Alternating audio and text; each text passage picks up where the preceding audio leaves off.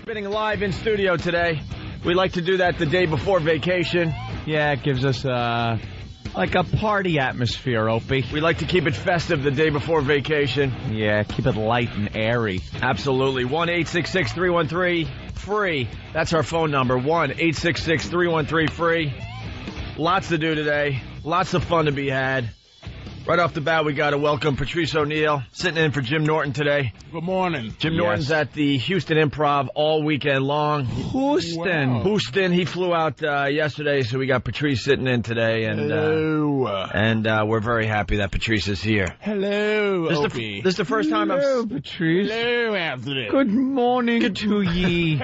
Hello, Martini Stephen. Hi, Patrice. This is the first time we're seeing you since being on that stage in Worcester. What's the mash show, yeah? And I was telling Patrice off mic, I'll say it on air, he killed. Yeah. And I thought, he was there for the rest of the show, and then I realized he wasn't because he had to do another show right after that. He had to jump in his ride and get down to, Foxwoods or something? He's like when Sinatra or Heston or a big star would have gone on The Tonight Show. Right. They show up, but you think they're sliding over on the couch waiting for someone else to come on? It's just like, I got something to do, and Johnny's like, all right, hey, you take it easy. Gotta go. Got your drink in your hand, gotta go, Johnny. I'm not going to question it. And like Johnny's going to ask, where do you got to go? You're Sinatra. I wish Johnny would have said one time, where do you have Where to go? are you going? He never questioned it. Like someone like Dino would have just spilt his drink on him and go F yourself. Go where I want. That was a great show, man. Yeah, Oh, Patrice killed. Yeah. You opened the show, right? Yeah, man. Because you had to get out. Yeah, I had to go back to Mohegan Sun and do a little something. Ooh. And then, but it was a good show, man. Voss did a good job. Yeah, you did. I stayed until the break, till after Bob Saget, who was killing too. I know. Well, Bob Saget killed. Someone bootlegged his performance, and it's up on YouTube. It should be. God bless. You know what? God bless Bob, man. Somebody should bootleg his act and let everybody know he's not the lame that we all think he is. He's a hilarious dude, man. More and more people are finding out that he's a dirty, dirty boy. They did, I guess, one of those Each True Hollywood Stories on that TV show. Yeah. How was it? The hell was he on? Facts of... No, Full House. Facts of House. Full House. Full... He was on the one when they did about ghosts at the Comedy Cellar, at the comedy. He was in that one? Yeah, that was. I think that was Bob's. Yeah. Yeah, they showed him, and they just showed him doing his act and being dirty, even before he got the part. And then they showed him on the show doing all those schmaltzy scenes with the kids. It's all about loving each other and being a family, and I'm just watching, laughing, because I know what this guy's about. Fast forward a few years, he's up there in Worcester on that stage saying what he would do to the cast of Full House. I know, destroying. You gotta have a giant level of respect for that, as opposed to Absolutely. Dave Coulier, remember when he did, what's that show, Surreal Life? And he what's his name from NSYNC or whatever, New Kids on the Block? He goes, man, I like them, those Olsen twins. And then they did that short stop, like, dude, I raised those kids. It was like, shut up. Shut up. They're like daughters to me. Shut up. Join the rest of America. We all want to do the twins. Treat them like John Carr. I look at my second cousin and go, damn it. But Patrice is going to be at the PNC Arts Center as well as Bob Saget and Carlos Mencia and Jim Norton and the rest of the gang you know and love. The Opie and Anthony Traveling Virus, the comedy event of 2006. We're going away starting tomorrow, so the next time we're going to be around is at this show. So the week leading up to the big comedy show, we can't promote it, which kind of sucks. But hopefully you'll be there August 26th, PNC Bank Arts Center in Jersey. Tickets on sale now through all Ticketmaster locations, and that's presented by Bud Light. Always worth it. Yeah. So there you go. We got to talk about John Carr today. We got to talk about Club Soda Kenny. You want to start with Kenny's a lunatic. You want to start with the Club Soda Kenny and let Patrice have a little breakfast there? Yeah, I think we have to, because I can't sit here and concentrate on anything else when this is in front of us. We work with a complete lunatic. Well, he has OCD. A lot of us have OCD on this show. It's beyond OCD. Most humans have OCD. I thought I had OCD pretty bad when it comes to things, and Hanging out with Kenny, I feel like a completely normal human being as far as OCD goes. I don't know. OCD must cover a pretty wide range. I have nothing like this. No, it's all encompassing. I have nothing like what I'm looking at on this piece of paper. You could have the cleaning OCD where you scrub right down to the bones. Yeah, where you got to wash your hands a million times. You could have the OCD where you have to check the oven a million times before you leave the apartment. I have to put my left shoe on before my right one every morning. Is that OCD? That's OCD. But that's like OCD that you could kind of control and it doesn't really affect your life. No, it does. If I put my right one on accidentally, I have to take my shoes off and put my left shoe on first again. But that's more of a superstition thing than OCD. You know, like when players, baseball players, get into the playoffs, they start doing things very ritualistic. Yeah. I just kind of do that as a ritual for the show. But that's a quickie. I want the show to go well. That's a quickie. That's easy. There are people that have to, check the locks on the house a certain number of times, 17, 18 times. See, now I've been turn in a circle and then to make sure they don't step on any lines on their way to the car. And if they screw it up, they got to start the whole routine over. And it takes a really long time for them to leave their house. Not crazy like that, but I do think every time you go on vacation or leave, it's just natural. It's not OCD to think, oh my God, did I do that? Did I lock this? Did I take care of that? But we always, me and my girlfriend, look at each other and just go, screw it. If we get ripped off, what's going to happen? It doesn't compel me, even if I'm a block away, to turn that car around and take a look. Yeah. I don't care. The stove's on. It could be on a week. I remember it's safe these days. I remember once when we were living in Boston, I was almost to Boston for a comedy show or something, and I was living in Wellesley. And so it's a pretty good hike into the city. I had to turn all the way around, even though I was literally, 2 to 3 minutes away from the Comedy Connection. I had to go all the way back because I was convinced the stove was on and that was going to be a real problem. I remember that. Were you in the car? Yeah. I screwed up everyone's night. And I was like, because you know what it was? You were talking about it the whole time. Like every yard we got further and further away from the house, you just kept talking about it. And I just said, dude, turn around and check. Yeah. Because this is just going to screw your whole night up. What's the danger of leaving the oven on? Honestly, I don't know. It's an oven. I understand that it's stupid. You're right. No, Patrice, I understand it's stupid, but it's something that happens in your head, and you're like, oh, God, I got to just check, and then I can relax for the rest of the night. My OCD comes in when I'm really tired. Then it kind of takes over a little bit. There are people that have OCD where if they're driving and they hit a pothole, every little thing that every bump on the car, they think they hit somebody. And they have to stop, back up, and look around and make sure they didn't run somebody over. Get back in the car, drive. They hit another pothole, boom, boom. Oh, I think I hit somebody. This is the whole way that they're driving wherever they got to go. How do you survive like that? Y'all hilarious. That's a crazy Mine's one. is getting my nipples licked. Out of your OCD. That's my OCD. Lick that or it ain't gonna happen. Well, we can't. I really need you to do this or you can't leave alive. Well, we're not going to dinner. I mean, you got to do that, and then I can concentrate on going to dinner with you and a movie. Leave that oven on. Right. I could care less. Anyway, Kenny's instructions for Mike is where this is heading. Kenny's gotten into a ritual every morning. He's a part of this program. He takes care of things. He makes sure everything runs smoothly so we can concentrate on the program. See, there's a piece of my brain and there's a piece of Anthony's brain that just doesn't work. It shut down probably when we were born. Well, apparently, and Kenny, piece of your brain shut down a little more than mine. Well, we'll get into that. But Kenny, yes, we will. Kenny has that piece of his brain. It's most of his brain. That's the only part of my brain. And that's why this works so well, this arrangement. You know, I suck at details. I suck with trying to get myself together, whether it's going on a trip or traveling for the radio show or just trying to get here in the morning. I suck. I realized by reading this that I would be fine after a nuclear holocaust. Like, I am really low maintenance. I could just walk through the rubble. If I find something useful, I could take it. Right. But this, to me, Kenny's instructions to Mike, because Kenny's away. With Jim Norton. And Mike is standing in for Kenny. Kenny's instructions written out in 2 pages, and it is just ridiculous. We got to get this up on the website. I want to be fair and ask Club Soda Kenny if we can post this. But it starts off, Kenny's instructions for Mike. And then it says, Mike, I usually do the following. Now, the first one shows that he's actually learning because he would show up in my house every morning at 4:55. He was obsessed with ringing my bell at 4:55 every morning. Exactly. Exactly, without fail. 4:55. We've joked about that on the show, that it's 4:55, Kenny. So he's giving you 5 minutes. And I said, Kenny, just show up 5, whatever, 4:57, I don't care. Stop with the 4:55 every morning. It was starting to annoy me. So that is labeled A, by the way, the first thing. A. He labeled everything in alphabetical order. He goes all the way to the letter O. Right. O. A. All right, go ahead. So, Mike, I usually do the following, and we got Mike Cole on Mike here. A. 500 hours. He did this in military time. Yeah. Did Mike do this?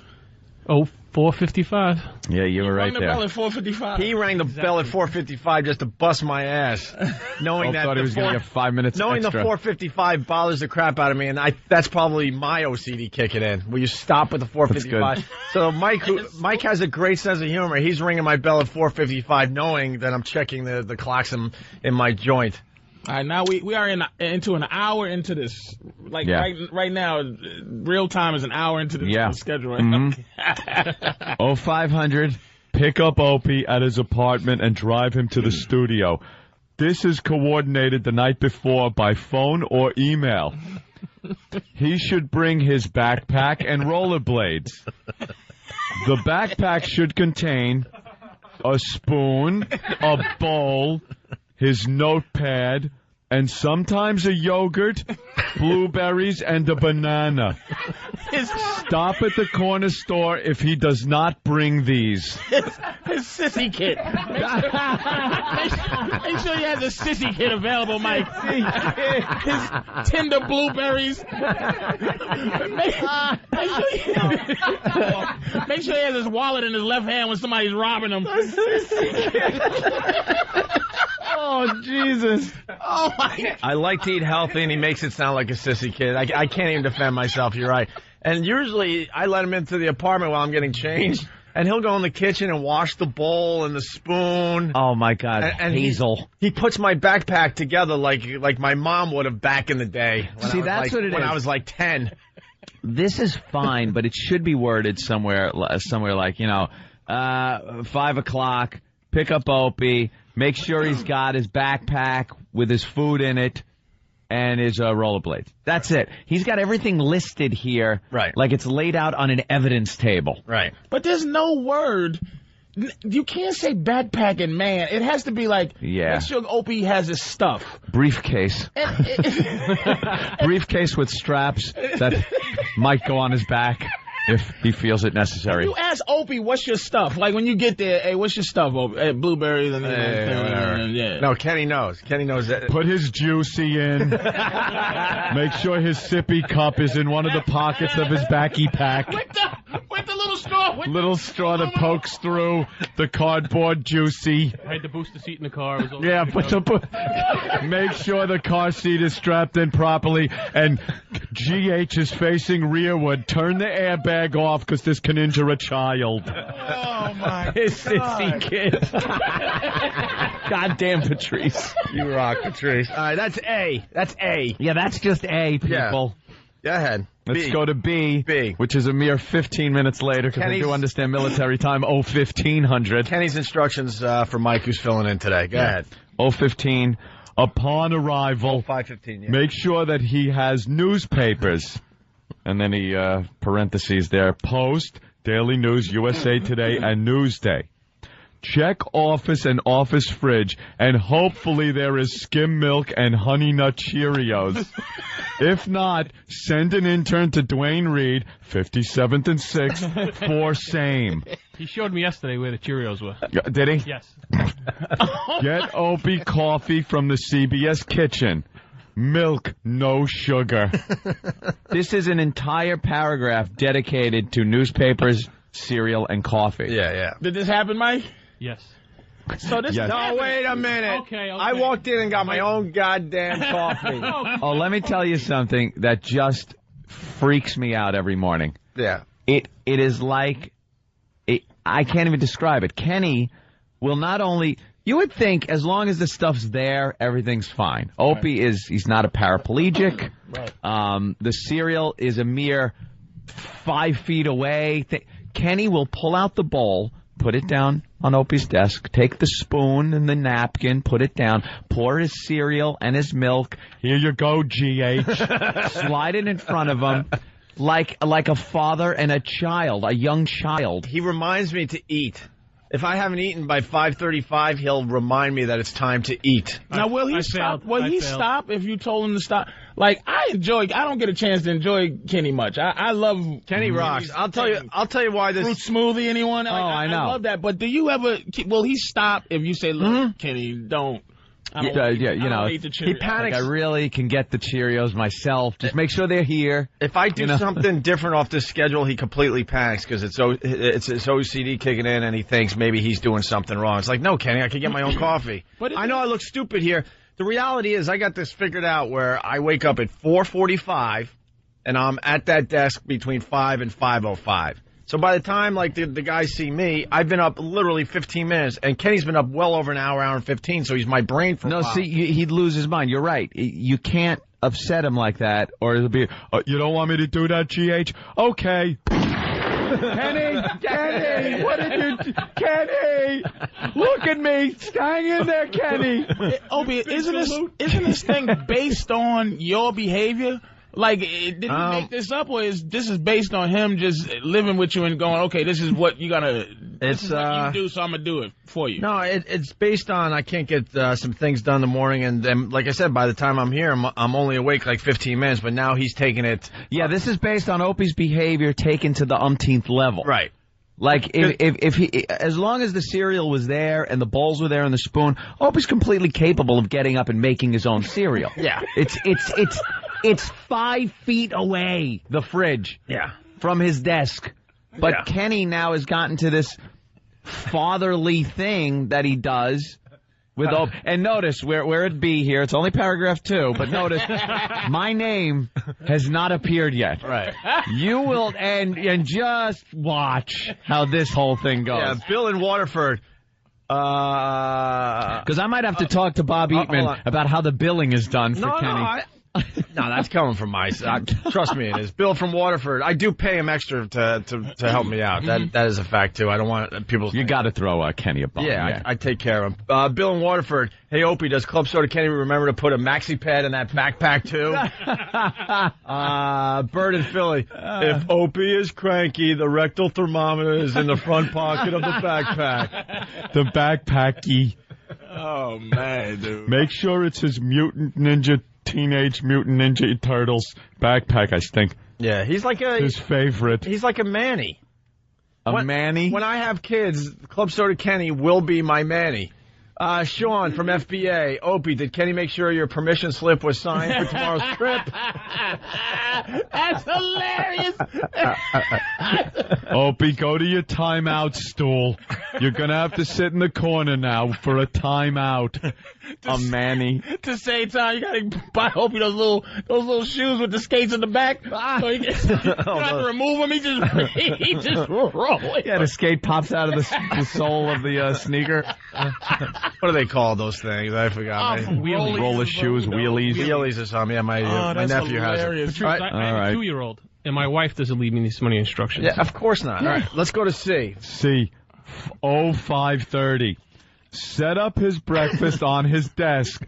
Lay out blueberries, milk, cereal, bowl, and spoon.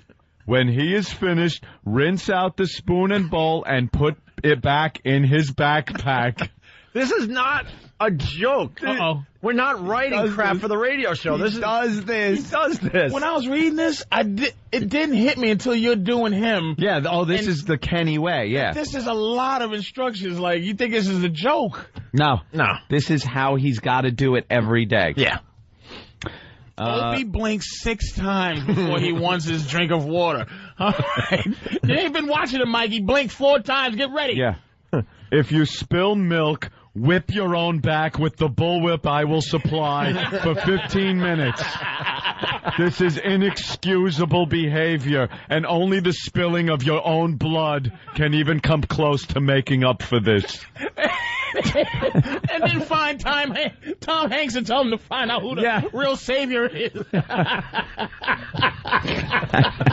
Stephen from Bayshore. Rip the hair out of your scalp till blood runs down your face. Stephen from Bayshore.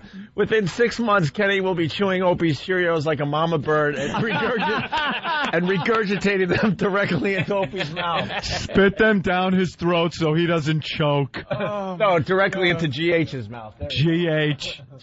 All right, well, D is short, 0540. Ensure that intern gets Jim's coffee. Starbucks, 56th and 6th. Well, this is his thing. Yeah.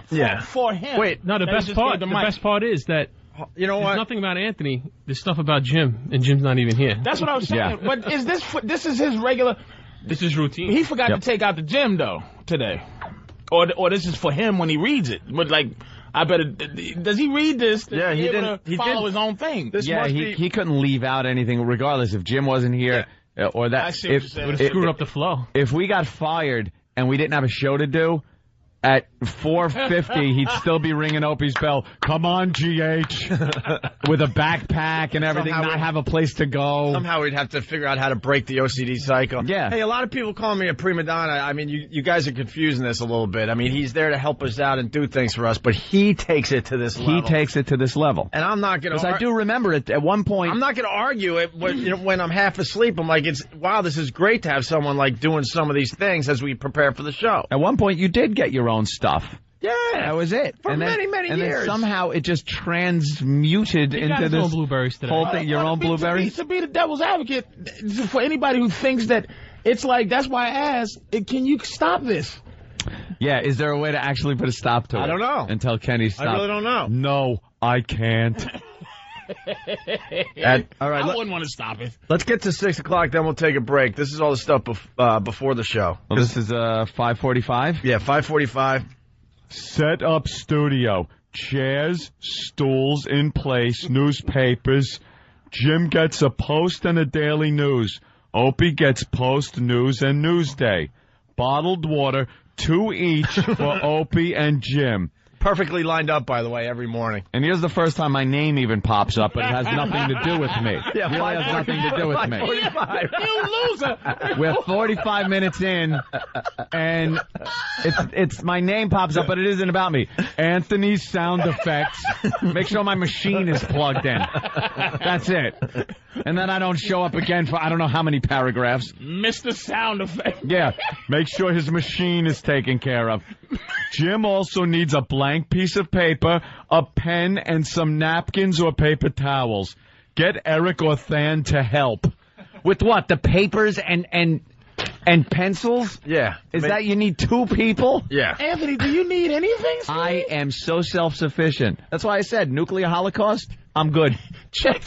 He's a roach. Check that bum's buttons. Turn on the light switch and watch Anthony scurry under the refrigerator.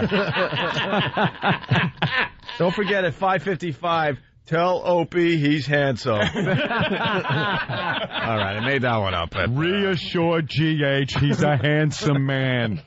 So that... Go coochie coo on his left breast. We have to take a break. We're in the middle. We're only 1 hour in. We're reading Kenny's instructions for Mike. This is real. This isn't made up. We didn't write this for the show. This psychotic big doof wrote this. Kenny's panicking because he's away with Jim Norton down there in Houston because Norton's playing the Improv all weekend long, and he wants Mike to follow these instructions. We're up to the letter F. Yeah, when we come back, we got to do 0600, and be prepared for the misuse of a word over and over again. We do F through O, and hopefully we'll get Club Soda Kenny on the show. Yeah, to explain himself. After the break, Patrice O'Neal sitting in for Jim Norton. It's the O&A virus spreading across America. Come on, give it up for Drew Boogie, everyone. It's the Opie and Anthony Show, the O&A virus spreading across America. Drew Boogie's going to be spinning in between comics at the Opie and Anthony Traveling Virus at the PNC Arts Center, August 26th. It's a lot of people, Drew. A little nervous? No, he's not nervous. Not. Guy's smooth. Tell him you was in Ibiza. Smooth. It's about time you're on the big stage. True Boogie's going to rock at the PNC in between the comics. All right, back to Kenny's instructions for Mike. Yeah, when last we left you, it was sending an intern for Jimmy's breakfast. Was that it? No. Oh, we hadn't gotten there yet. We were in the 6 o'clock hour, right? Well, now... Letter F. Yeah, now we're up to letter F. The show has begun officially. It's 6 a.m. Right. 0600. Send an intern for Jim's breakfast. Inquiry what he wants.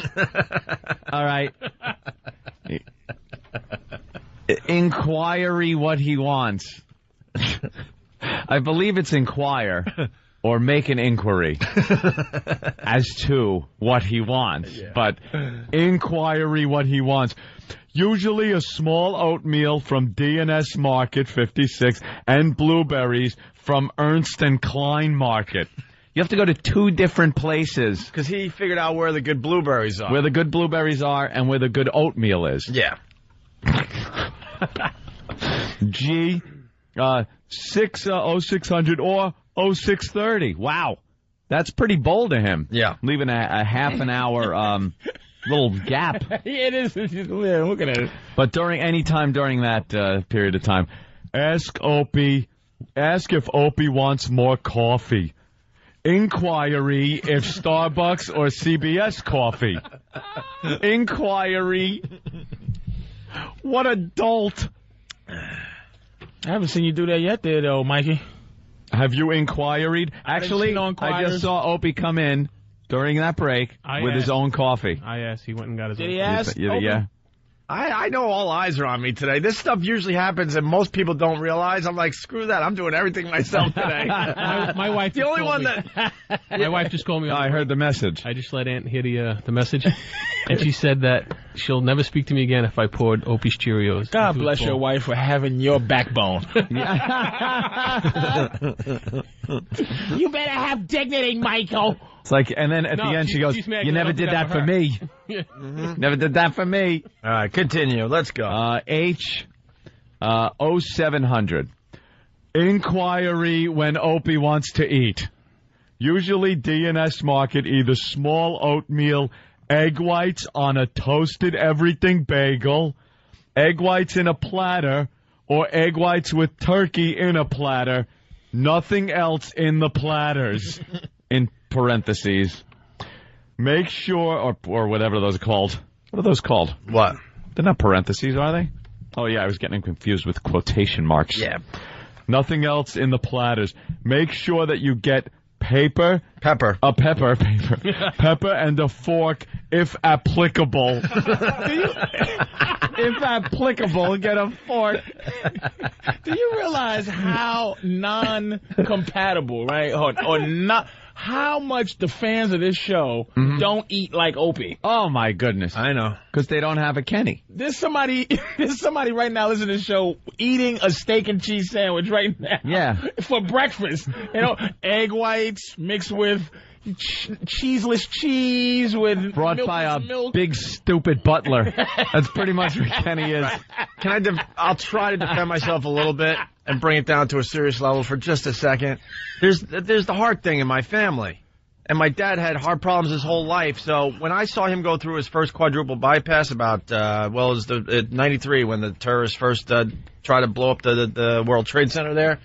I saw what he went through. I changed my diet that day. Right. I used to do the fast food and everything. And I still try to eat a little crazy, but in general, I eat a lot better because I know it's in my family and I saw what my dad went through. That's all. GH is really worried about his fans thinking he's a little poofter. Well, yeah. Don't worry about it, man. We know you're 47. And we know old Mr. Sicky over here. We know he wants to eat well, too. I understand eating well. That's all. Because it does look really bad. Oatmeal, egg whites. Like, I do have a reason, though. 9/11. 9/11 came into its food. 9/11. Let me tell you something. I said the first bombing. I know what you said. The first bombing. Remember that U-Haul truck or whatever with the Ryder truck? Because you're right. I'm reading this going, holy crap. He had to defend that. If Kenny doesn't bring me egg whites, the terrorists win. That's all I know. Someone wants to know when Kenny burps me. Great, thanks. Thank you. Oh, my goodness, man. Bill from Pittsburgh. Opie, you rang. You rang. I know Lurch. Big Lurch. All right, I guess... Well, this is a whole subset now of the 0700 hour. Hold on. Silver Surfer from Jersey, you have to get Kenny's old police reports. Shot perp 6 times at 0900. Drew chalk line with sky blue chalk. Attached the green toe tag on the left middle toe. All right. 0700, yeah. Still 0700, though, but this is after HI. During the show... Dispatch an intern to take the rollerblades to XM. Can I be completely honest with you? Please. I had no idea until this moment that he actually did that. Because I bring my inline skates because I skate home. Intern 24, please be notified. You are to be dispatched to XM with Opie's rollerblades. Intern 34, please call dispatch. Dispatch an intern. Jesus, what a kook. Look at Opie really going, oh my God. He has to really do damage control on this one. Well, he carried his own rollerblades to the car. That's right. Wow. You might have to knock somebody out on the way to the studio tomorrow. Or like when you come back, just punch somebody in the face. What? What did he do? He hit somebody. And then smash blueberries in his face. Now take that, sucker! Hey, man, I'm like everyone else. I can do all this stuff myself. But if you have someone that's willing to do all this for you, you're going to let him do it. Of course. Hey, this is Sam Jackson from the movie Blueberries in a Bag. There's blueberries in the bag. Get down! Blueberries in the bag! He forgot one. I'm going to throw myself under the bus even further because he forgot one. I want these blueberries out this mother effing bag.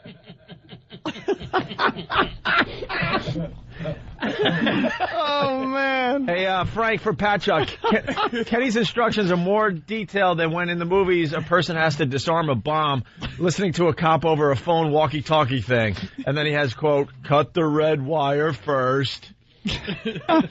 He forgot one. I'll throw myself under the bus in a second. Oh, okay. And when I tell you what we do together, you're going to laugh your ass. Oh, boy. But get to... I'm at 0700 letter J. Okay. Which pretty much is open. Right. It's just check with Opie on every break to see if he wants anything. That's pretty open. Every break. Why aren't you part of this? I'm not part of this. Why? Because you have needs? I have not. Look, well, when we get to XM, he takes care of you. He gets you your smoothie. He gets me smoothie. Little things like that. Gets me a smoothie. Here's why. And I'll be honest with you. You might not like this. Oh, no. You have, enabled him to do this. Well, you've asked him for certain things, and then he takes it to the umpteenth level. I'm making him like my personal assistant to do the things my brain just can't do. So this is like an extension. He's done. Like people should know, I pay Kenny a lot extra to do all this stuff for me and other things. Yeah, Kenny gets paid, he didn't and then say anything about that to me. You do that, yeah, right? Where's the extra money? You pay Kenny extra, but then I've seen the itemized bills that come by, and it's just like Opie's cereal, Opie's milk, a spoon, He does a lot of other things for me. I know. I had him do. Let me tell you. The other day, I said, Kenny, could you take my car and have it serviced? And he takes it down and has the oil changed and all that stuff, and submits a bill. And I double it, whatever the cost is, and throw it to Kenny. Because it's a pain in the ass. You don't want to do that. I didn't want to do that. And who told you to do this?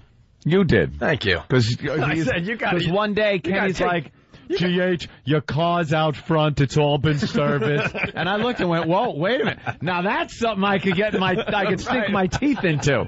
Because I'm sick of every time I'd start up my truck, lights would come on like a plane crashing. red lights and check this and this fluid's gone and that. See? And I'm like, I think I better service this. See, now we've hit on something you can relate to. And finally, 2 years later, he got my car inspected. Yeah. I there you was go. driving around uninspected. Oh, that's genius, man. And he's a cop, and it's like, Yeah, it was just like, and no one's gonna jerk him over, man. no. I was the one that told you to take advantage of this psycho. Have it serviced. Just make sure you give him a little money. And then on our vacation, I called him up. Now, because we're going on vacation, I called him recently that I needed a car service to and from the airport to the hotel and stuff like that. And I would do that stuff myself.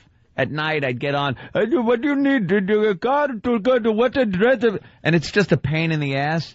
And Kenny sent an email, called me with the details, and then the next day in an envelope was hard copy of the details he had called and emailed me about. Brilliant. All when the cars are going to show up, how I'm going to get them. So, I do take advantage of these things, but it hasn't gotten to the point where I'm on a list. I've not made the list. Your list is not the show. Your list is outside of the show. Outside the show. We just realized you have a outside of the show list. Yeah, just little things I don't That's like. That's where he could take advantage of this. That it's a pain in the ass. We got to move on because we really want to do other things today on the show. Yeah, we're on letter. We've dispatched the intern with the rollerblades, checked if you wanted anything. Oh, we're at K. All right, before K, there's something he forgot. Okay. I make Kenny... Oh, boy. I make Kenny do push-ups for me every morning. Whoa. I have seen you two leave the studio and then come back huffing and puffing and, stretching your arms out and going, that was good. It's early. I try to get the blood pumping to wake up a little bit. So it's anywhere between 6 and 7, we do a quick set of 40. Going to be doing any push-ups? Yeah, right. I was going to say, Mike doesn't have the discipline to get rid of that little tummy he has. How's he going to... No one with any belly button can have this much discipline. Mike has the sergeant cut, and that's it. Yep.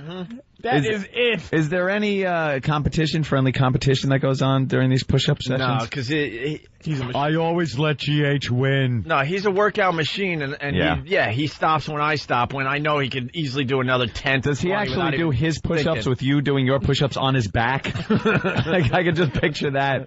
All right. So he forgot the push-up thing. Yeah, push-ups. Unbelievable. At 0845...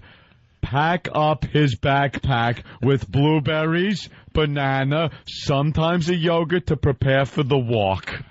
Now we're preparing for the walk at 0855, letter I. Mm-hmm. No, L, excuse me. Get his notebook and put in backpack. Inquiry if he wants his sunglasses, which are kept in a pocket in the backpack.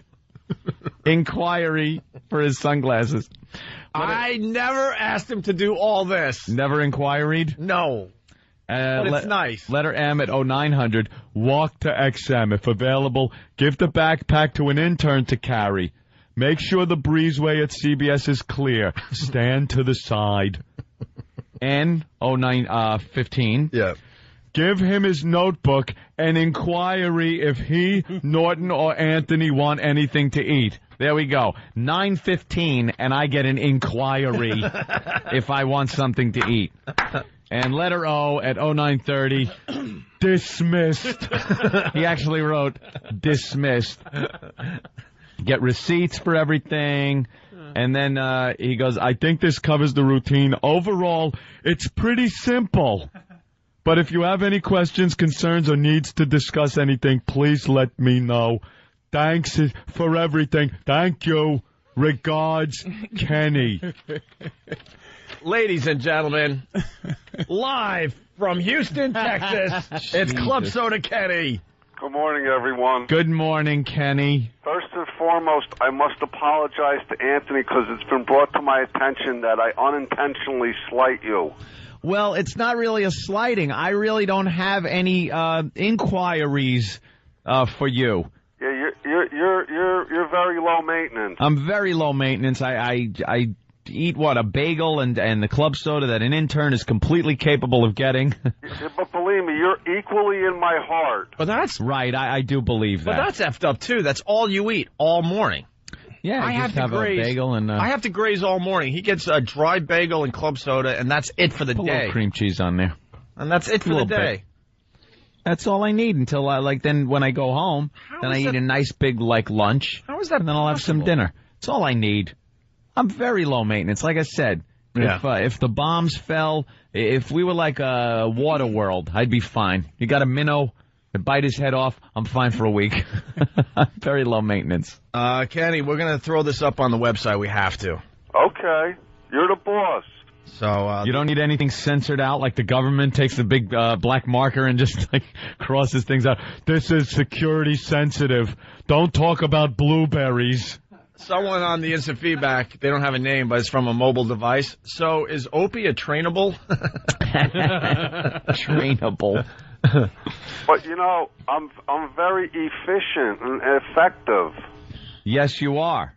Everything that's on that list is very efficient, very effective. You carry it out like your Secret Service. Yeah, I'm very organized. Yeah. Yes, you can tell by the list. Organized is one way to put it. Kenny was over my place recently, and I'm just trying to clean up because I got all my stuff in the old joint still, and I was kind of ripping up receipts and stuff. Mm-hmm. He almost passed out. Really? Yeah, he's like, you're ripping up receipts? I'm sure he has every receipt he's ever gotten in his life, in his house. Oh, is that it? Because I'm like, look, I don't need these bank statements and stuff. I looked at them. Bank statements? What do you do with your bank statements? I oh, my shred God. them. You have a shredder? Yeah. Okay. No, you rip them up. Oh, you idiot. Cross-cut, shred everything you own. And Kenny's like... he couldn't believe. He thought I wasn't even looking at the bank, the bank statements and just ripping them up. Do you save everything like Amex bills? Do you have them all filed somewhere? Nah, that's Bob's job. That's someone else's He's job. got them all. You got them off location. Yeah, that's all in L.A. somewhere. Oh boy! I just get. Oh my! Your laziness is gonna be the death of you. Somebody's gonna be in Aruba somewhere with GH's money. Obi's gonna be like, what happened? Thank you, Mr. Hughes. I get somebody else's job. I get my bills sent to L.A. They take a look. They write the checks. Yeah. Opie gets his bills sent to Los Angeles. Then they write checks out for each one. They send them back. Opie signs them, and he sends them out. A little paper clip with the envelope with the postage on it. All I have to do is sign the check and lick the envelope. You have your mortgage. I don't have a mortgage. I'm homeless still. What bills do you pay that you need somebody? I never understood that. Dumb what stuff. Bills do you... Cell phones. Electric bill. Yeah, all that dumb stuff. All the basic bills. No! I pay every bill. I pay it online. He's an online. I do a lot of stuff online where automatically, like things like car payments and stuff, I haven't made out a car payment thing in years. The bank, the computer, boom, takes care of everything. Little confirmation number you print out, and it's like... That's it. I understand. It's so easy. I understand how to put a radio show together. I understand what the listeners want to hear from a radio show. That's what I'm good at. Everything else, I stink. And then every few months, I send my American Express receipts, actually statements that I get. I circle what is a business expense, and I send that to Bob, and he records it. And then sends me back my stuff, because I got files for years. I could go back to 3 years ago, my American Express January statement. I know where it is. No, I could go back maybe 3 months. Maybe. And as far as receipts go, they're all crumpled up like bar cabbage, and I throw it in an envelope, and I send it off to L.A. to have them figure it out. See, I don't need paper receipt things like that, because I have everything on the Amex statements that come in. Right. Is all listed what it is. And then anything with a bank statement or I throw it, like when I get stuff from Bob, FedEx to me, I rip the front label off and that gets shredded. Shred the front label. I shred like that too. Everything with any bit of information about me on it. It gets shredded. Yeah, well, I just, I rip.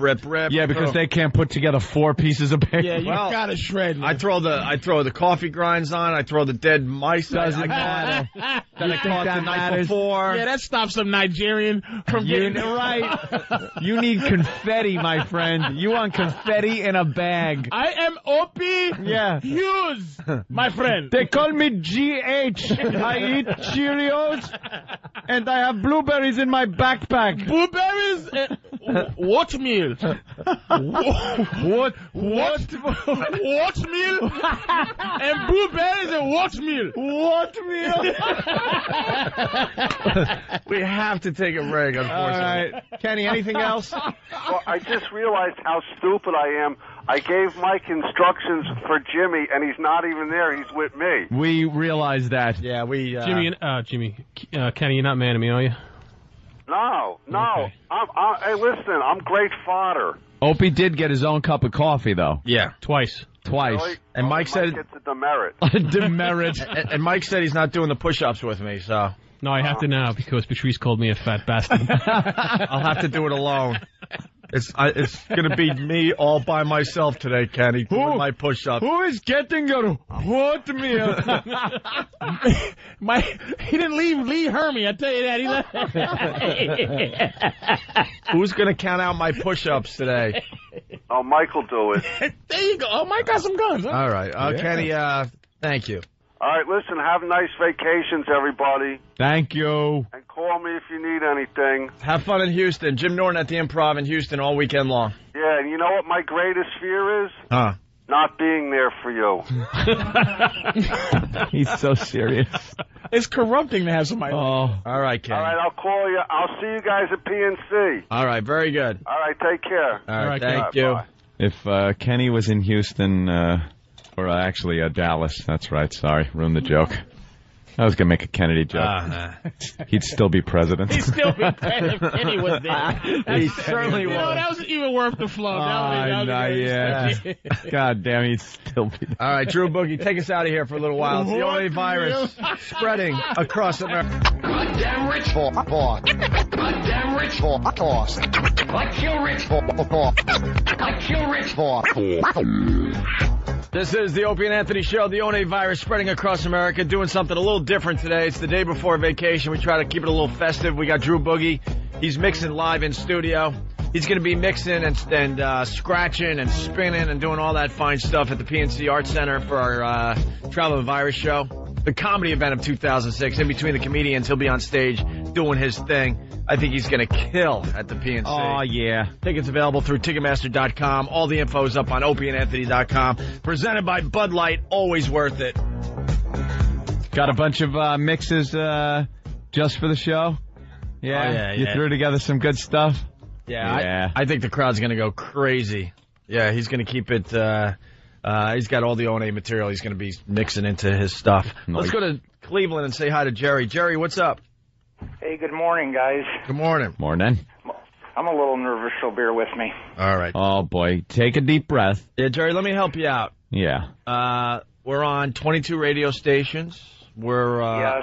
We're doing the whole XM thing, so the XM fills in all the gaps, and we're also heard in Canada. I would say maybe 1 million people are listening to you right now. At any given moment. So that's really no big deal. So just relax and don't think of the 1 million people listening right and now. how you're perceived hinges on every word that comes out of your mouth. Right. All right, Jerry. What do you got? Make it smooth. Okay, here it goes. I was flipping through the channels last night, and I came across Letterman, and I remembered Fatboy Slim was going to be on. Well, prior to him being on, your friend Whoopi was on. Whoopi? And she mentioned your little incident on TV, but she didn't have the balls to mention your guys' names. She is a woman. You have to... Well, she made that very clear last night. And she totally bombed. She wasn't even the first guest. Some guy in his 80s that does sock puppets was out first. Was there really a sock puppet guy? Come on. This guy, I swear to God, this guy was in his 80s. If you could get the audio from last night, you got to hear what she said. It was totally funny, and it was funny that she was second to this 80-year-old guy that does sock puppets. Jerry goes, if you guys got the audio. Jerry, the only reason I took your phone call was to set up the Whoopi Goldberg audio. Of course. You see how it works? Tearing down the fifth wall of radio. Saw that you wanted to talk about it. We have the audio. We wanted to talk about it. That's how it works. You were being used. You were a simple tool. Well, I'm glad because you guys rock. You're the best radio show I've ever listened to.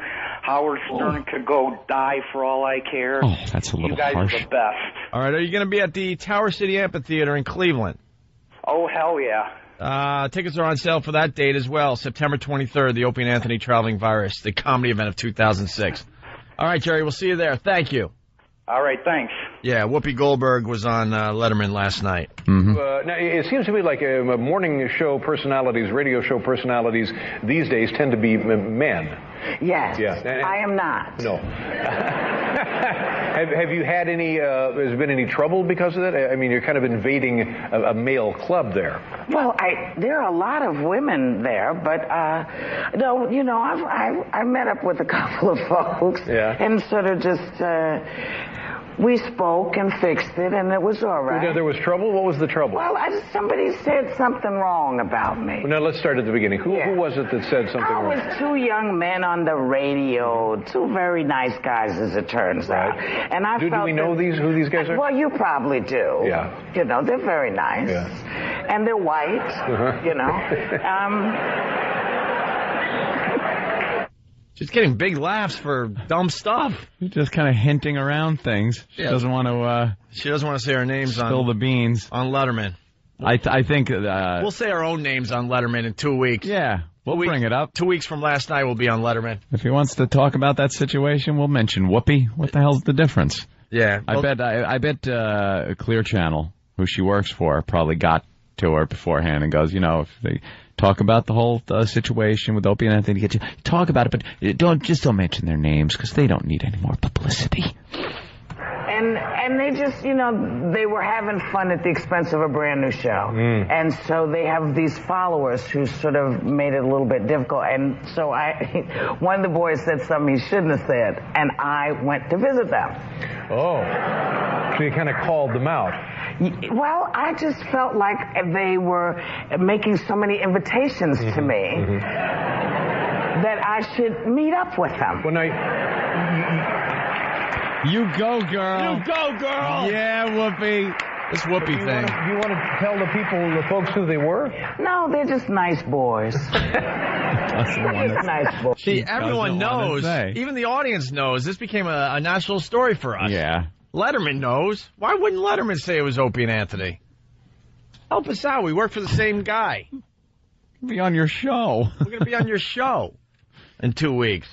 No, they're just nice boys. They're just nice boys. Nice boys with a radio show. With a radio show. That's huge. So what did you do? How did you just showed up? I showed up and I said, I heard you want to speak to me. And literally they were like this. Yeah. You got that right. You know, look, my audience is not going to be anybody else's audience. My audience is folks my age with my size pants. You know. You know, and their kids and grandkids, and it's a whole different groove. And so I'm not invading anybody's space because this isn't being done. So that's what I'm doing. Yeah. So and how was it once you? How much time did you spend talking with them? A good hour. An hour. I was on their show actually, and they were stunned. Yeah. They were stunned because. And did they come around? Did they apologize for saying bad things? Yes. Yes. What else could you do with me sitting there? Hey, didn't you make her apologize? Yeah. Right. We got the tape. Yeah, we made her apologize. Whatever, man. It has legs, the Whoopi story. Yeah. It only helps our radio show. She's talking about it on Letterman. Everyone knows what show she's talking about. And there you have it. That should end this Whoopi thing. It's been going on for weeks now in the press. Well, something tells me on the 31st it might come up again. Yeah. Wake up with Whoopi. Oh, God, that awful song. Oh, is that a horrible song? Yeah! That's her little song. Oh. That's it? Yeah, this is what she plays every morning. Wake up with Whoopi. Let me tell you, it will get stuck in your head. Hey, good morning, everybody. Yeah. Patrice was there when Whoopi showed up. Yeah, Patrice was there. She came in the studio. She surprised everybody, and we didn't have anything. And some of the listeners just don't get it. We didn't have anything personal with her going on. Yeah, it was no personal thing going. We just think her radio show stinks. Yeah, we had deemed her show shite. Right. And I play that either. And when she was in studio, I did tell her that the show stinks. Yeah. And it's too bad she's not doing what she's good at. Like she was on Letterman, just kind of, being fun and edgy and stuff. She's trying to cater to these soccer moms out there as they're driving their kids to school, and I don't see it working. Nice radio. How much money are those people worth? Are those people even worth money that they have catering? Why are we catering those nobodies? Yeah, what do you sell on those shows? It makes me sick. Metamucil and tampons. Oh, why do those people have to like you for you to have a career? But Patrice, the listeners are calling us out like, why didn't you beat her up when she was in your studio? It wasn't about that. I was there, and the vibe, like, listening may be different than being there, but if you got, like we were talking about, if you don't have anything really personal, it was just like, if we start talking about whatever's going on in this news now, it's like, like the web junk thing. You crack on somebody because you're there. Because it's there and they're doing something and it's silly. Easy. And it's easy to do, but it's like, what do you have against Whoopi, man? She's an icon. I couldn't think of anything to rip her on. Like, yeah, your show is really lame. She hasn't done a movie since '76 and she's still famous. Yeah. She's just famous. You can't just go, hey, what's up? What's up with your dreadlocks, huh? Yeah. And we like to continue to surprise our listeners. They expected us to just beat the crap out of her, but we thought, wow, this is pretty. She's got balls. She's walking into our freaking studio, and we respected that. And the listeners are like, what? And the Letterman. Why would you? What? Sorry. And the Letterman interview was like not personal. She just these guys, and she explained what happened. I wish you would have mentioned our names, but we'll do it ourselves in 2 weeks from last night. Very excited about our Letterman appearance, August 31st. All right, moving on. Homeless radio. We should get a couple of these clips in before we take another break and try to catch up a bit this morning, okay? Patrice O'Neal, by the way, sitting in for Jim Norton. And, real fast, let's go to Jeff in Houston. That's where Jim Norton is. Jeff, what's up? Morning, Arnie. Hey. Patrice, I love you guys, man. All right. Hey, I went and saw sorry, Jeff, what? I went and saw Jimmy last night, and he killed, I'm telling you. Of course he killed. Well, I know, man. First time I ever saw him live, and we sort of had a little moment in the bathroom. You don't did? go that way, though. Now, after I got done taking photographs and stuff, I think a week before I went, and he hadn't popped in as I was leaving. I chatted for a minute with him, so he's real cool, though. I was pretty cool seeing him live. I'm glad you got to see him live finally. It's at the Improv in Houston all weekend long with Jim Norton. Yeah. All right, Jeff, thanks for the review. 3 shows tomorrow night. All right, right on, bro. Thank you. All right, bye. And, of course, Lucky Louie on HBO this Sunday night at 10:30 with Jim Norton. Right. Homeless Radio. I honestly haven't heard this. I went home early that day. Didn't keep the radio on, so I have no idea what Tippy Tom did this time around. I heard a little bit of it on the drive home. Very good. Handled by Than in his impeccable style. For the new listeners, we got this Tippy Tom. He's a complete mess, but he has a great personality. And it's a concept we thought about years ago. You could get a monkey to do this radio job. You could get a homeless guy to do this radio job. We don't take ourselves seriously. So we figured it would be really cool to just throw a homeless guy on the radio and let him just do his own thing. Yeah. With, of course, Than helping out a little bit because you got to get phone calls and stuff on the air and keep the show moving a bit. Mm-hmm. And we call it Homeless Radio, and we got just a couple clips from Tippy Tom doing Homeless Radio. All right? That smell. My name is Tippy Tom. And what I want to say is, hello, and how are you?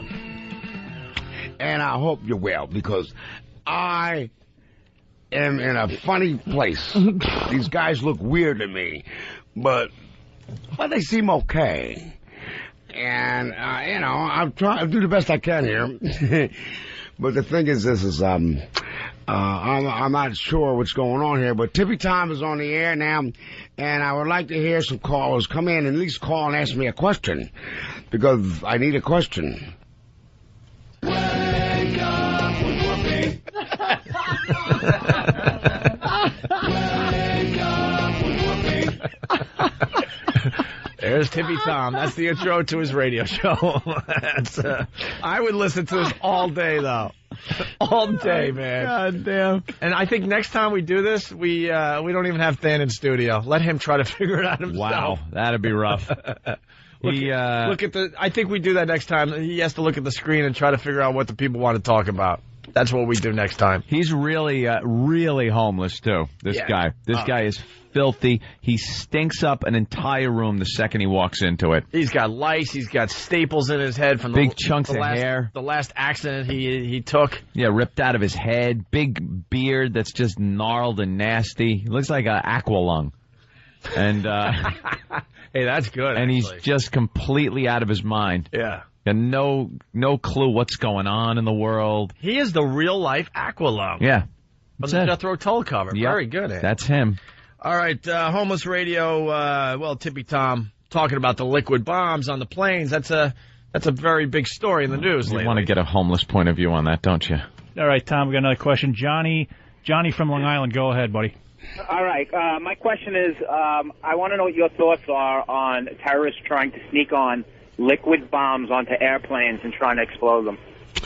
I'm totally against warfare, and I don't like bombs. I don't like any of that. But did you hear about this most recent plot? They're trying to get liquid bombs in water bottles onto airplanes so they could blow them up. I think it's terrible, and I'm totally against war at all. And terrorism, I'm against it. I don't like it. Nobody does. Out on a limb. If I had my way, I would make sure I would terrorize those terrorists, and I'd blow their asses right off this earth where they belong. You don't do that. He's not very consistent. He doesn't like war of any kind, but he'd blow up the terrorists. Yeah. All right, he continues with airport security. I was wanting to ask you, how would you change the security going in and out of airports? I'm afraid they're doing a good job now anyway, because they're doing the best they can. No, you check. I'm afraid we're not in Russia.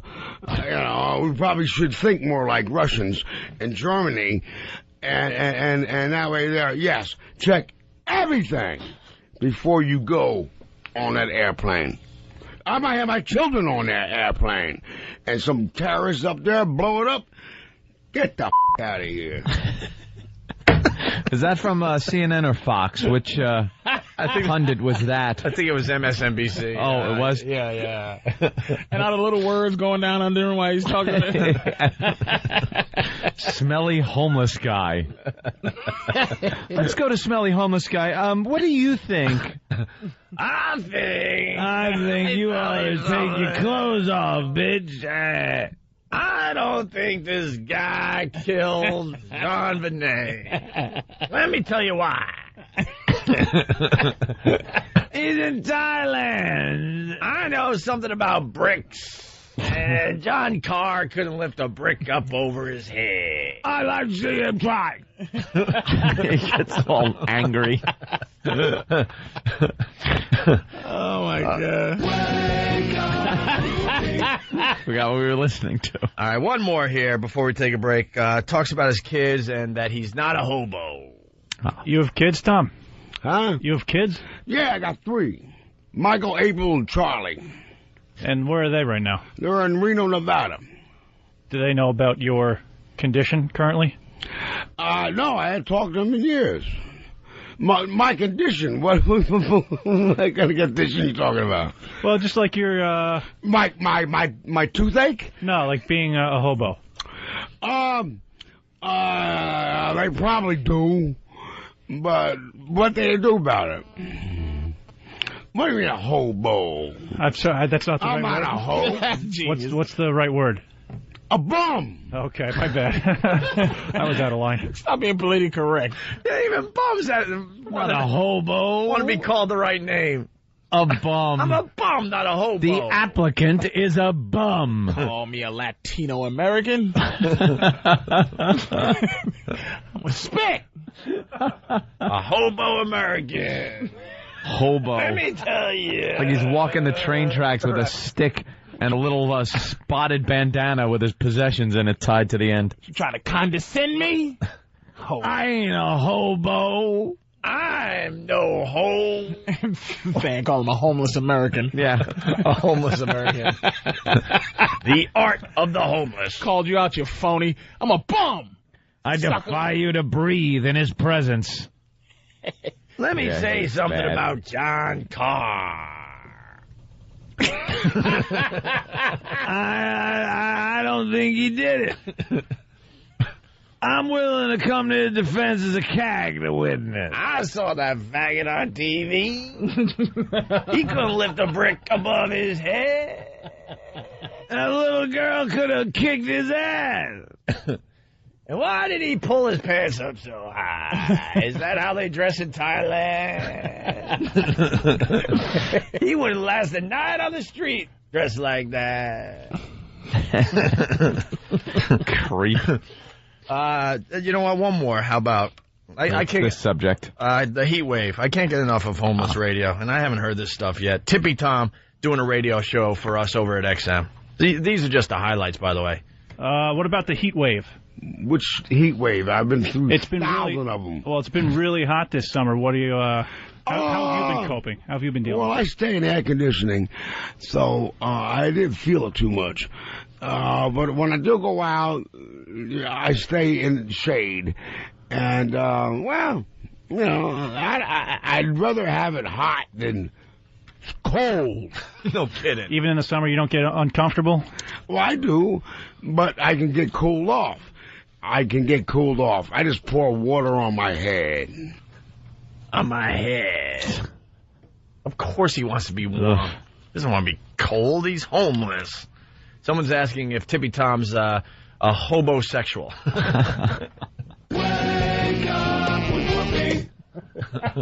God, that damn theme. Oh, is it horrid? All right. We'll try to do more homeless radio later on the show. He talks about 9/11, the morning after pill, football talk, Fidel Castro, evolution versus intelligent design. Oh, that's great. We might have to do this right after the break. This is a genius. Yeah. He right simplifies it, and in a way makes perfect sense. Oh, yeah. Music and Black Sabbath, and then Tippy Tom signs off. And every time he signs off, we're thinking that it's the last time we're going to hear from Tippy Tom. No, he's a survivor. Let's go to Eric in New York. Eric, what's up? Opie, Yeah. I want to congratulate you. Why? First impression, that sounds good. Oh, for my your first impression. My first impression on the show. Thank you. All right. All right. Let's go to Brother Joe. Brother Joe. Hey, what's up, guys? Hey. I wanted to request a song, actually, that Tom recorded with Drew, I think. Oh, the Grey Wolf thing? Yeah, that thing kicks ass. Oh, that's Grey Wolf. That's about Tippy Tom. Yeah, it was from Grey Wolf, but it's a song about Tippy Tom. I don't think this side of the... Is that about Tippy Tom? Yeah. Yeah. It was a cool, very cool song. Oh. Yeah. I don't think this side of the Opie and Anthony show has heard this. Yeah, Grey Wolf, another one of our homeless friends. He has an amazing voice. It brings moisture to your eyeballs. It's very touching. It's just a homeless guy that sings a song about Tippy Tom, and it was just so well done, man. Drew did an ass-kicking job on it. Yeah, because he just came into our studio and sang this almost a cappella. He had like a guitar with him, and then Drew just threw some background music to it and made it really sound cool. And this is what's sad. This is what's sad. We really thought we had a hit on our hands. The problem is the song's only, a minute long? Yeah, it's very short. So we're like, oh, my God, Drew, get Grey Wolf, bring him to a real studio, make this a little longer. We'll release this. And I think regular radio stations would play it. Yeah, it was really good. And how does it work out? He couldn't do it. He couldn't do it if he was in a studio. He lost his voice. Like that gravelly tone that he has, that it works so well during the short version. Yeah. Just it overtook his voice. So now it's... It almost sounds like a Tom Waits tune. Yeah, definitely. And Drew spent like a whole weekend, just could not get it done, and we had to give up on getting Grey Wolf a hit. He was a one-time wonder. He was a one-time wonder, Drew's yelling from the background there. Can we find... usually the way it works, boys. We got it, E-Rock. E-Rock's trying to find it. Oh, E-Rock. One moment wonder. Drew's got it? Drew's got it. What's that hissing? All right, thank you, Brother Joe. Hi, Joe. On a plane. Talk to you, man. All right, Brother Joe, Anthony. Snakes on a plane. I think Drew's got Wake up with Whoopi. You're not going to scratch through it. You're going to just play the... Okay, Drew Boogie's got it. So this is Grey Wolf, another homeless friend, singing a song. Off the cuff, by the way, about Tippy Tom. Yeah. Let's see how this comes out. All right? They're right there. All right, here we go. I got a break.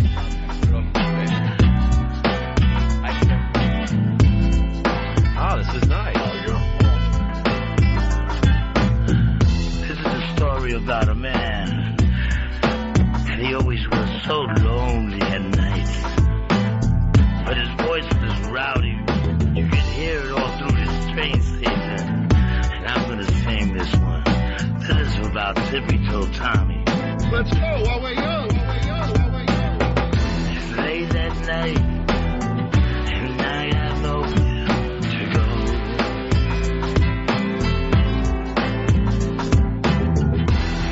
My money's gone and also all my friends. And the cop says to me, "Hey, you smell bad, get out of here." And he says, "And you know I have an angel." And he says, "That angel,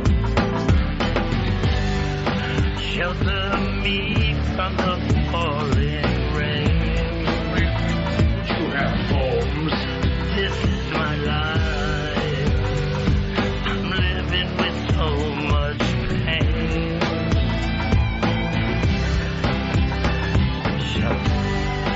Shelter me from the pouring rain.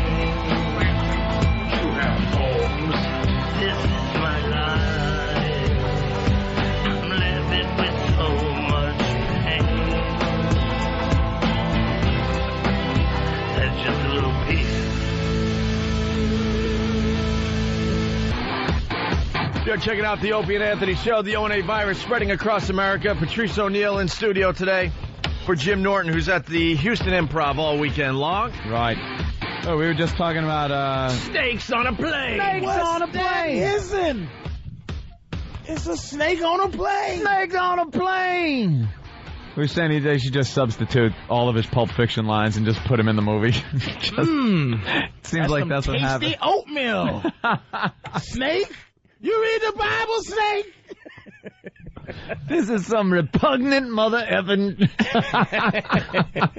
Stop that hissing.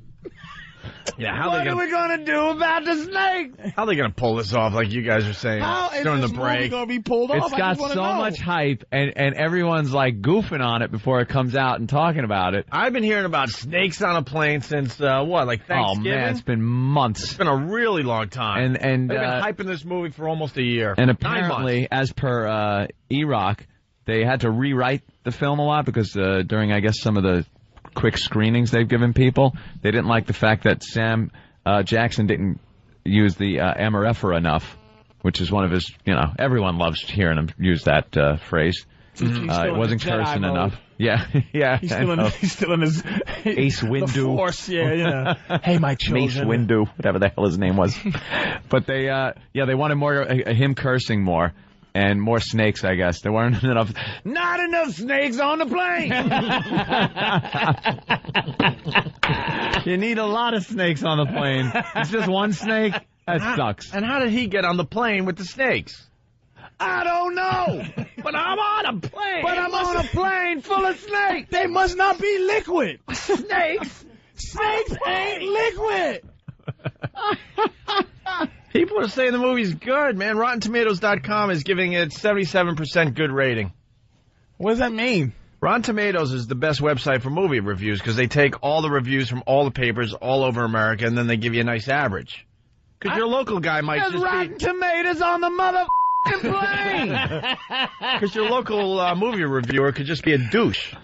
Yeah. So you get the balance of the entire country, and then you could figure out a little better if the movie's gonna be all right. I think they must have geniusly pimped because it's almost like when somebody attacks you, you attack yourself to give it less fire. Yeah. So I think they're making this movie purposely trying to say, oh, this is goofy and it's awful, and then okay, we're gonna review it as a goofy, awful movie, and for a goofy, awful movie, it's not bad. Is fantastic. Did you ever see a sign on the plane that said live snake storage jewels?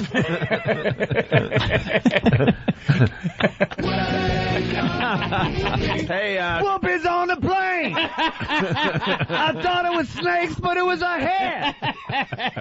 Whoopies mother hares on a plane. I thought we had snakes on a plane. Scaring the passengers. It's just Whoopi's hair. It's Whoopi's dreadlocks on the motherfucking plane. Damn, now we don't have a movie. Hey, that snake bitch, you okay? No, man. Far from more. I'm pretty far from okay.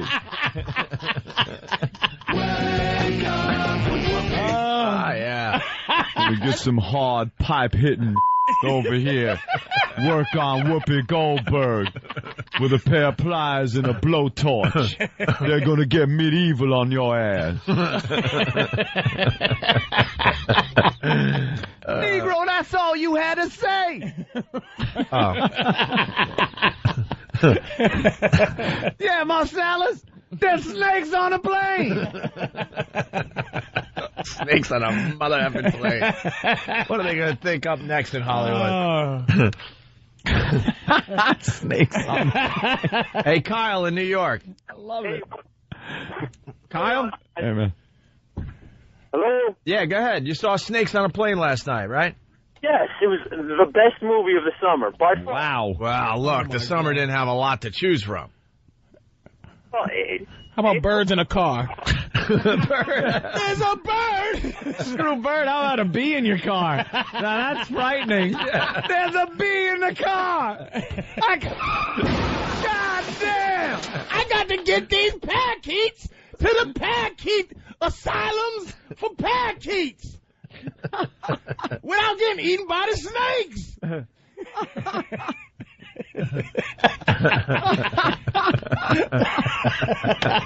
Oh, damn. Otters in a canoe. Holy moly!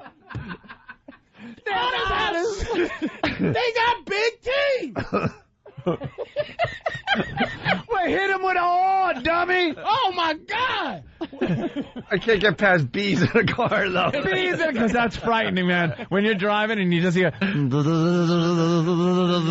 look, oh, make it a fly, please be a fly. It's a bee. No. It's just weaving all over the road. Damn bee in a car. Bee in a car. Bee in a car. I ain't getting stung by no mother bee in no mother car. This summer. Bees in a car.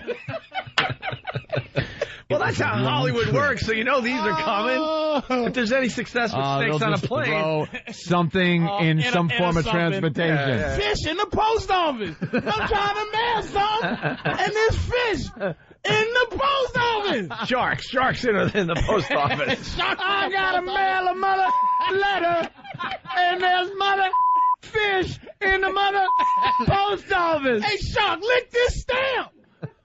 If you're gonna kill me, let me mail my bills.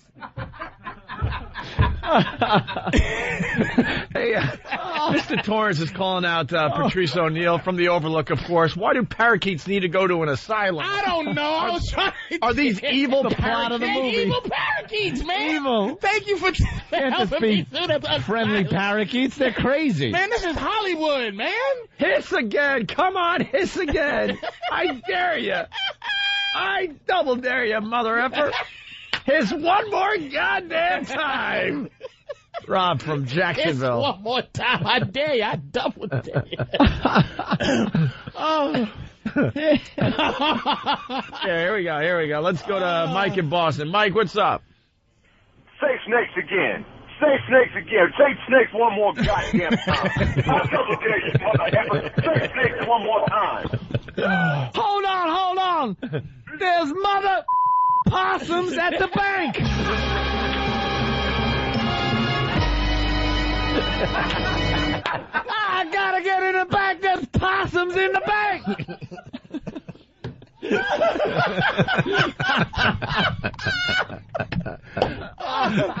Oh, God. How am I supposed to make a deposit with a possum in the mother bank? I mean, gotta eat. And they ain't even trying to pretend to be asleep. What kind of possum are these? They ain't playing possum. They up. Bring Bring him to the possum asylum.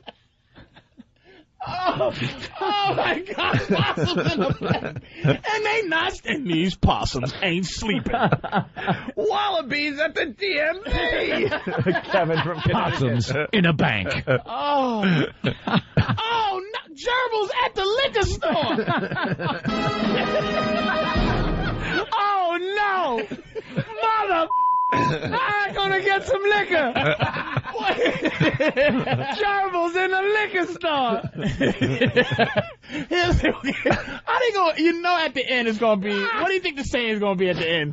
Like, you know, the ending of the snake saying. Oh, Hasta la vista, snake. Yeah, there's got to be that one line. That one douche line. Like, open and say, ah. Right.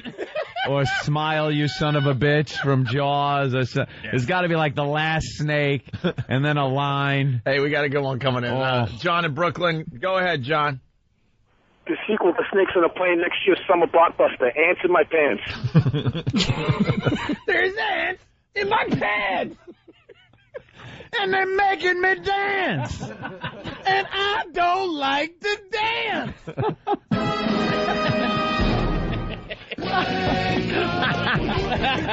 Jared, what's up? Hey, guys. There's a whoopee at the unemployment office. There's a whoopee on the radio. Nothing. Jared, what's up? I got two. Yeah. You know what they call snakes in a plane in France? What? All right, hold on. Lay snake on a plane. Right. We're hoping you have the translation, but very good. What do they call mongoose on a plane? Don't know. Never seen no mongoose. There's goldfish in the toilet. God damn. Oh, my God. Swimming around in S. Goldfish in the toilet. Messing up my number 2. Hey, let's go to Brian in Miami. Brian. How you doing? You guys got to replay the Big Cat interview of Samuel L. Jackson. Oh, yeah. That do we have that? That thrill a minute. Hey, we got an exclusive interview with Samuel Jackson for the Opie and Anthony Show. Only the best for our listeners. We'll find that. Thank you, sir. Wow. This movie will make $700. Oh. Tarantulas on the escalator. There's mother tarantulas on the mother escalator. All stranded on the escalator. And they gotta keep walking. Keep walking. It's going up and they gotta walk down. Just keep walking, bitch. The tarantulas at the top and the bottom. Only safe places right here. Stay with me if you want to live. I'm getting tired, Sam. I'm getting so Keep tired. Keep walking, man. There's mother tarantulas at the top. I'm so tired. Tarantulas on the escalator. I'm so tired. I don't think fat Mrs. Johnson is gonna make it, man. She ain't gonna make it. We're gonna live. Leave her alone, Sam. She's trying her best. But there's tarantulas on the escalator. On the escalator. She trying to get to housewares. Leave it to our listeners to turn it racist. No, don't even. Don't do it. Don't do it. Don't you do it. I gotta go there. Don't do it. I gotta. Don't leave it to our listeners. Don't do it. Leave it to our listeners through me. Through me. Schwuggies in the mother effing library.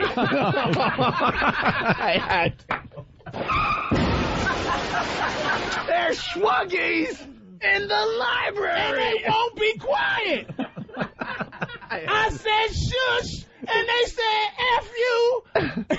It's a snake. They thought my shush was a snake. There's Negroes in the movie theater while I'm trying to watch Snakes on a Plane, giving away the goddamn movie. Only our listeners. They just get ugly. They just get ugly. Of course they do. He's horrific. What are they, all from Philly? It must be all lit up from Philadelphia. Like Charlie's. There's mother rhinos in the supermarket. That's ridiculous. Wow. From a mobile device. There's coons in a jail cell. Oh, wait, never mind. Oh. Mel Gibson Productions. There's Jews in my country. There's mother Jews in my country. Oh, my There's Jews in my They start all the wars. All right, I'm drunk and but you liked it?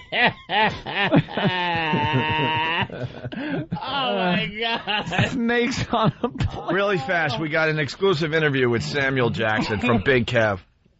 Yeah, this is exciting. This is amazing. Listen to this. It's quick. This is Big Kev. I'm here with Sam Jackson, talking about snakes on a plane. Okay. Go ahead, sir. What do you want me to say about it? Tell me everything about it. Geez, it's it's kind of what it sounds like. You know, it's a bunch of poisonous snakes on a plane full of passengers. Us trying to survive. The snakes kind of doing what snakes do, running around killing people. We got great snakes. We got great victims, and we got a really thrill ride for you if you come and see this thing. Very good. That's Sam Jackson talking about snakes on a plane. That's our interview. That's it. That's our exclusive interview with Sam Jackson. That's it. There's lobsters in the pool. There's a mother muskrat in a sidecar. There's charisma on Big Kev. So, what is that charisma doing on Kev? Oh my God! The top of this water bottle has more. Oh, I know. Hey, Sam, how are you? Gotta go. Snakes on a plane. What's that about? It's about snakes on a plane, ass. Right. Hell, you think it's about? It's a movie. It's a war movie, idiot. Yeah. I know war movies. War movies are always named right. Pork Chop Hill, but in this case, what's Pork Chop Hill about? It's about a pork chop on a hill. We gotta get away from this pork chop. It's a pork chop sitting on a hill. And hamburger. Hamburger. Let's go to Carrie. Carrie, what's up? We lose Carrie? Hello? You? Hello? Yeah, what's up? Not much. Hi. What do you got to say for yourself, ma'am? Wow, you see, anyone else see the energy just flying out the window?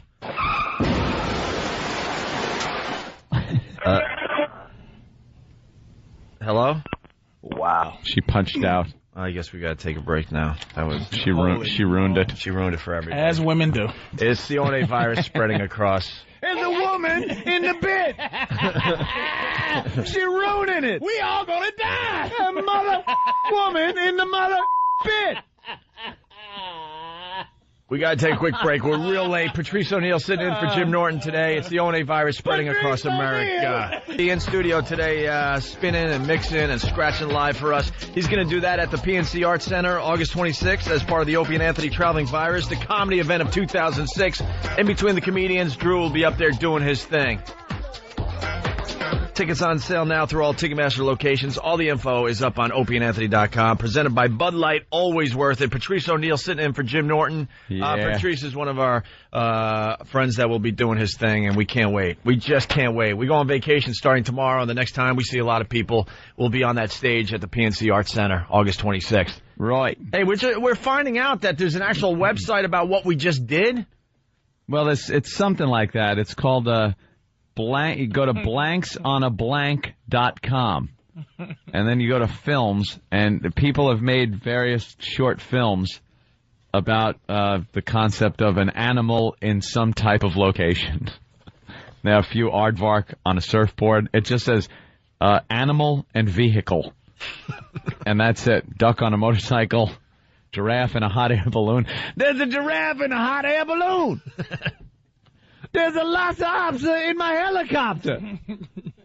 What was the one on the people mover or the scooter or whatever? Squid on a Segway. There's a squid on the Segway. That had me in tears. Squid on a Segway, and someone made a picture of it. It looks ridiculous. Giant squid on a Segway. Squid on a Segway. People just been having fun with it on instant feedback. Goats on a boat. Yeah. What are some of the better ones on this website? A meerkat at a museum. Yeah. Ferrets on a lawnmower. Octopus on an escalator.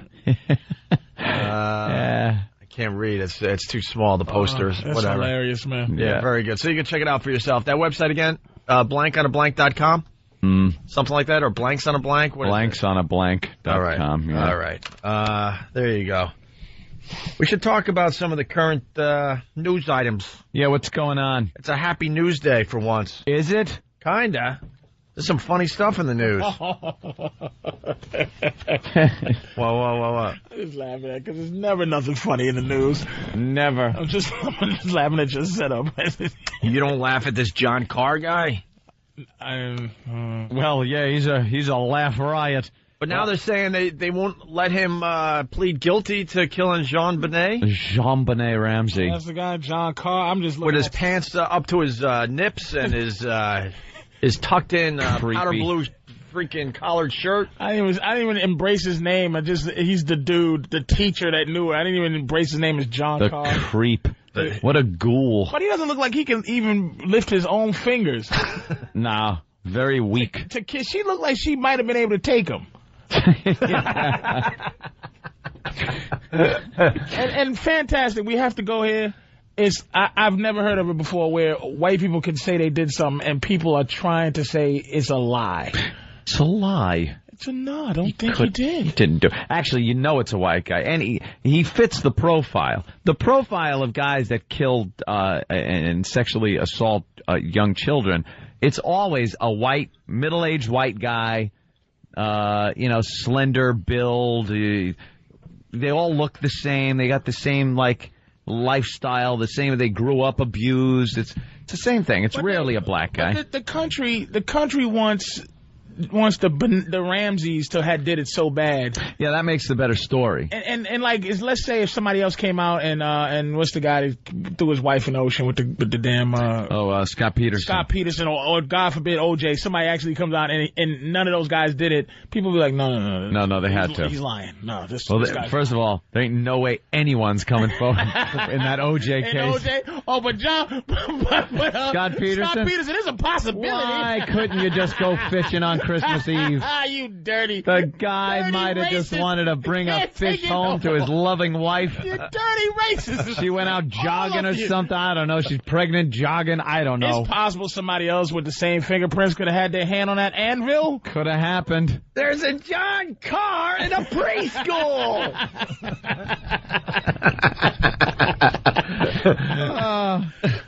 He just looks like he looks like he.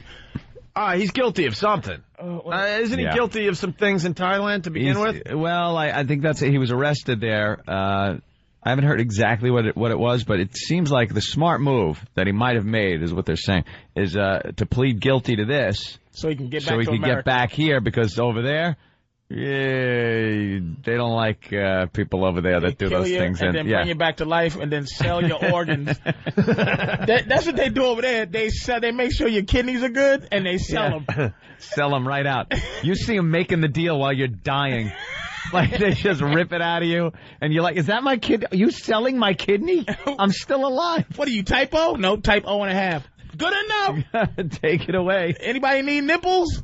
How about a left butt cheek? Here, we have a left butt cheek. Come on in there. How about a lung? We got a lung. What do you need, a lung? They're going, just ripping organs out of you. Just as they treat you like William Wallace and take your face off. Yeah, he better plead. He better say. But so he comes here, and now they find out that he didn't do it. What do? Do they send him back to Thailand? Extradite him to Thailand? Is there an extradition? No, you can't be extradited. So he just gets to walk around and go. I think he skipped out on some charges, though. That's why he was over in Thailand. He skipped out on some earlier charges he had here in the States. I can't believe we're rationalizing that he might not have did it. They're starting to say that it's very suspicious. So, yeah, you guys want to hear about him? We got some great audio. His wife's got an alibi for him. Well, listen to this. Yeah. Listen to this clip. Let's give a little. Before causing a sensation in the grasp of Thai authorities, John Mark Carr was a father, a husband, and a teacher with roots almost a world away in northwest Alabama. John was a likable student, outgoing, intelligent, you couldn't help but like John. He had something going all the time. Marion County School Superintendent Bravel Jackson remembers a boy raised by his grandparents in the small town of Hamilton who graduated and attended college. In 1984, when Carr was 19, according to the Associated Press, he married a 13-year-old local girl. Oops. The marriage was annulled the following year after the bride said she feared for her life and safety. In 1989, Carr married a second time, this time to a 16-year-old in Georgia. What is that? Hair? Oh, get away. He is. Yeah. Oh, he is a whack job. Get out of here. Yeah, he did not do this. He did it. I don't think he did it. I believe. I think he's a pedo. I think he's done awful, horrible things. But this one, I think he's fascinated with the crime. He wound up moving to the same town that Polly Klaas was murdered in. After she was murdered, he moved to that town and kept a copy of her death certificate. And he was trying to write books about adults and how they prey on children. And he knew a lot about the Ramsey case. But whether he had a connection with them or the ability to kill her, that's still up in the air. If this is he's a super genius. Super genius. Genius. This is genius to be able to pull this one off. Yeah. To think about pulling this one off. Mm-hmm. Well, more audio here. Fired from many, many schools. 1996, the year John Bonet was murdered, Carr came home as a substitute teacher in elementary school. But almost immediately, there were problems. Complaints from parents that rumors that were going on in the community, and I could not find any legal ramifications as far as any arrest had been made at that time with local authorities. But we felt like it was in our best interest that he not be allowed to substitute in our schools. Carr was let go after just 3 months. 2 years later, he lost another substituting job at another nearby school system. How'd he get another job? Undisclosed complaints. Jesus. Wow. The hell did they get a job again after that? If there's any suspicion, any inkling that you're doing these things, teachers should be off the list of jobs. Now, is he still married? No, she divorced him. Oh, okay. In divorce papers filed in 2001, Thanks. his second wife, Laura, said her now ex-husband had been told that he was too affectionate with the children. Yes. But in spite of what he says, Carr's ex-wife, Laura, told San Francisco television station KGO her ex-husband couldn't have killed John Bonet Ramsey because he was with her the entire Christmas season of 1996. According to school officials, Carr was substituting in Franklin County, Alabama at the time, working up to December 18th, a week before John Bonet was killed in her Colorado home, and he returned to work when classes started in January. The news is going to look stupid. They are going to look stupid. Let's go to Who the Heck. Who the Heck, what's up? Hey, guys, how you doing this morning? All right. Black Jimmy, how are you? Black Jimmy. The thing with this whack job is he wishes he'd done this job, you know? He wishes, and he's just putting himself in a place where he could have done it. It's his fantasy. Yeah, it could be. Yeah, those eyes going back and forth and stuff, he's completely not right. Said he loves her. I love John Bonet. It was an accident. Thank you. By the way, Sally from oavirus.com, we found that bastard in Bangkok among, just updated, 932 million people 10 years after the fact, but we still can't find Osama in an effing desert. Yeah.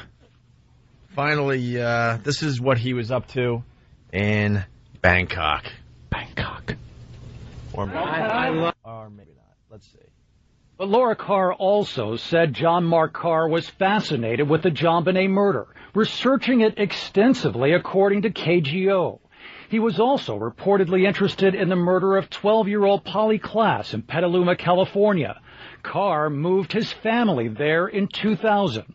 He lost another teaching job in 2001 after being charged with possessing child pornography. He pleaded not guilty. How long have you known John Bonet? No comment on that. By the time John Mark Carr was making his stunning public statement, authorities say he had traveled extensively on the run from the California charges for 5 years. A resume posted to an online service for teachers paints Carr as a globe-trotting educator. It cannot be fully verified, but it claims Carr recently taught young children in Honduras, Costa Rica, Germany, the Netherlands, and South Korea before starting a new job this week, teaching 2nd grade in Bangkok. Oh, my God. That's like going to a strip club every day. Jeez. Sick F. Oh, I like how he says, yeah, I killed John Bonet. I was with her when she died, but it was an accident. What about the child pornography on your computer? Hey, no comment. No comment. Hey, I don't want to comment on that. You're fessing up to the fact that you killed a little girl, but don't know what's on my hard drive. All right. What a ghoul. This guy just is bad news anyway, whether he did it or not.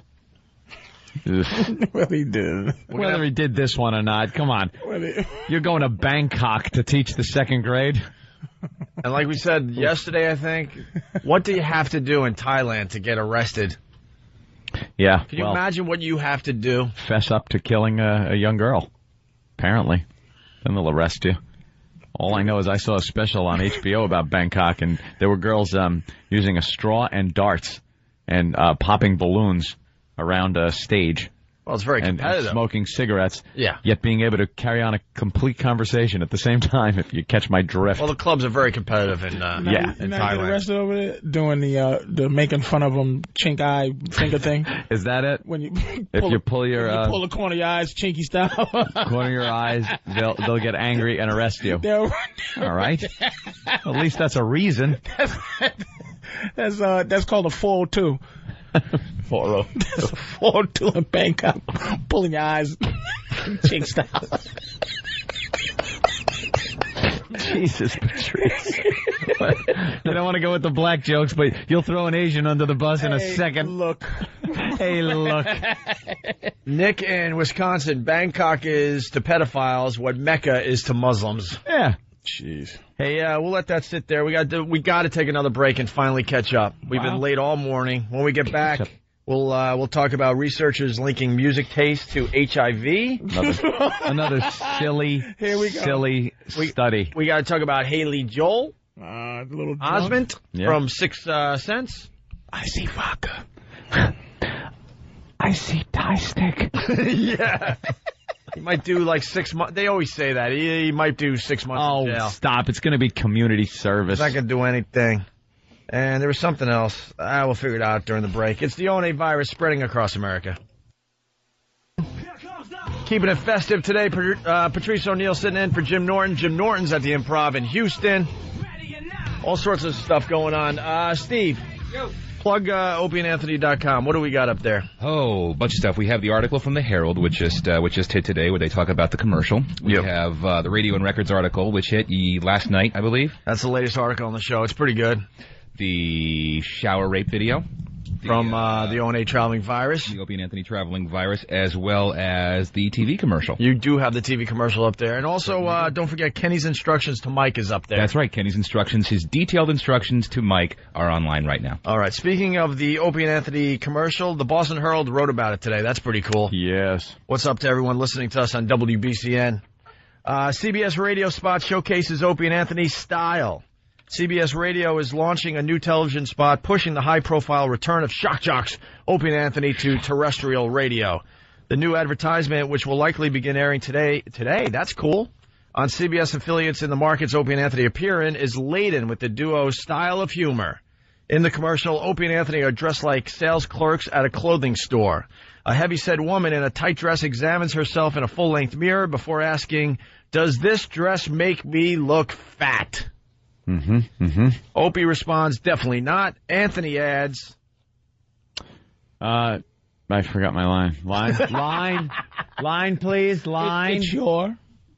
Anthony adds, "It's your." It's your huge ass that makes you look fat. The 30-second spot then cuts to the They Belong on the Radio logo. As we got into production, the whole idea of them looking like identical clerks was really funny because imagine if they hadn't got radio jobs, they would be like these miserable clerks, said Greg Smith, Chief Creative Officer for the Via Group, the Portland, Maine ad agency that created the commercial for CBS Radio. Without radio, they'd be screwed. Without them, radio would be screwed, he said. What a paradox. So the Opie and Anthony commercial getting a lot of attention. The Boston Herald writing about it today. Very, very cool. The spot, yes, like Steve said, is up on opieandanthony.com. And also it's on YouTube if you search our names, Opie and Anthony. Everything's on YouTube. I was just telling Patrice, have you seen your videos on YouTube? And he said he doesn't go to YouTube. How do you not go to YouTube? You know when you did the bit for us, It's Raining Stuff, and they made that, like, video? That's getting hit like crazy on YouTube. Oh, is it really? Like crazy. All right, we got Stalker Patty in studio. Patty, why don't you... Patty. Can you stand up and go to the mic? Patty. We only have a few minutes left in the show. On this side of the show, then we'll do the walk over to XM and continue before vacation. Creep? Huh? Where is that creep over there? Move the camera. Why don't you just turn around and see where she is? I just Anthony's rather look moving at her on Pal Talk. Yeah, Anthony's moving the Pal Talk camera around going, where is the creep? It's like watching TV. It's like she's not really there. No human contact. No, I just look at her on TV. It's like a prison. I just have a bunch of people up here and a security camera. Yeah, I don't want to break the camera. Oh, man.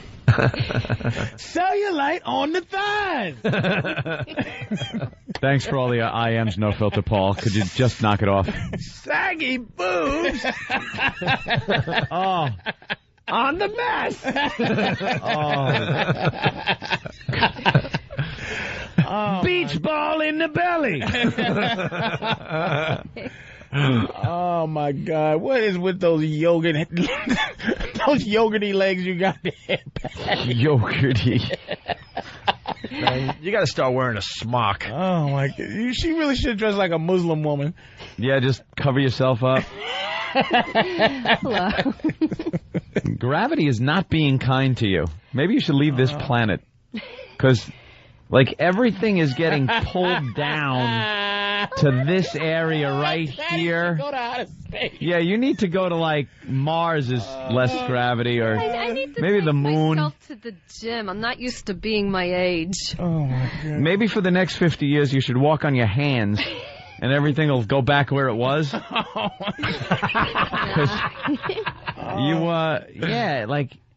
You saw E.T., right? Yes, I did. Yeah.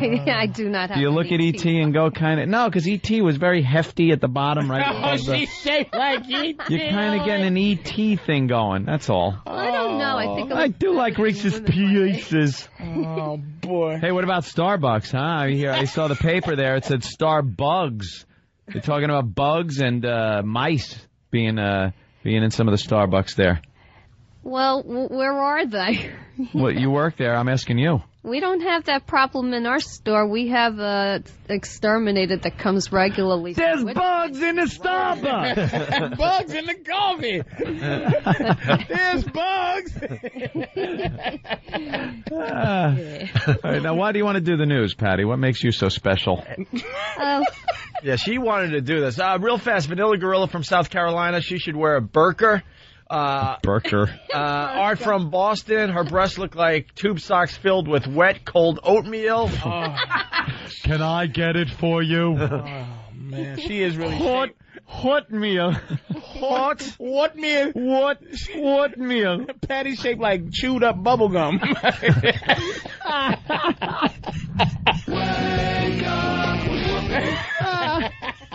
All right, let's get into the news with Stalker Patty. She thought she'd be good for the show today, I guess. Someone's suggesting Patty should be put behind a screen and only show her silhouette like the Elephant Man. Yeah, keep laughing so you don't cry, Patty. Oh, yeah. Laughter hides the tears, Patty. Yes. God. I have a good sense of humor. Yeah. Do ya? Oh my Good. God! Could you just let this autistic woman? What do you use for conditioner? Acetone? That is the driest hair.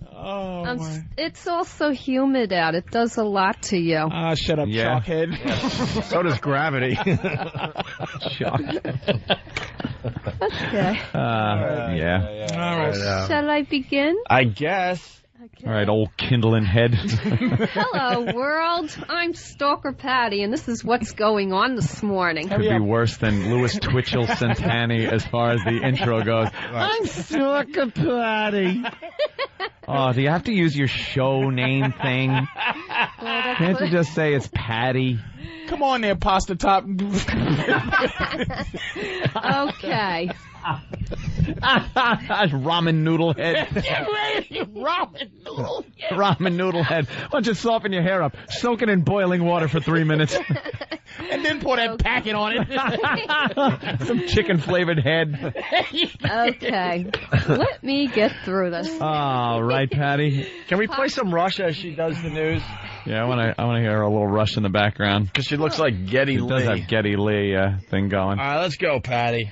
Pop icon Britney Spears came out recently and stated publicly that her second child, expected to be born in the next 2 months, was not planned. It kind of happened, Spears said, followed by, "It feels like I've been pregnant for 10 years."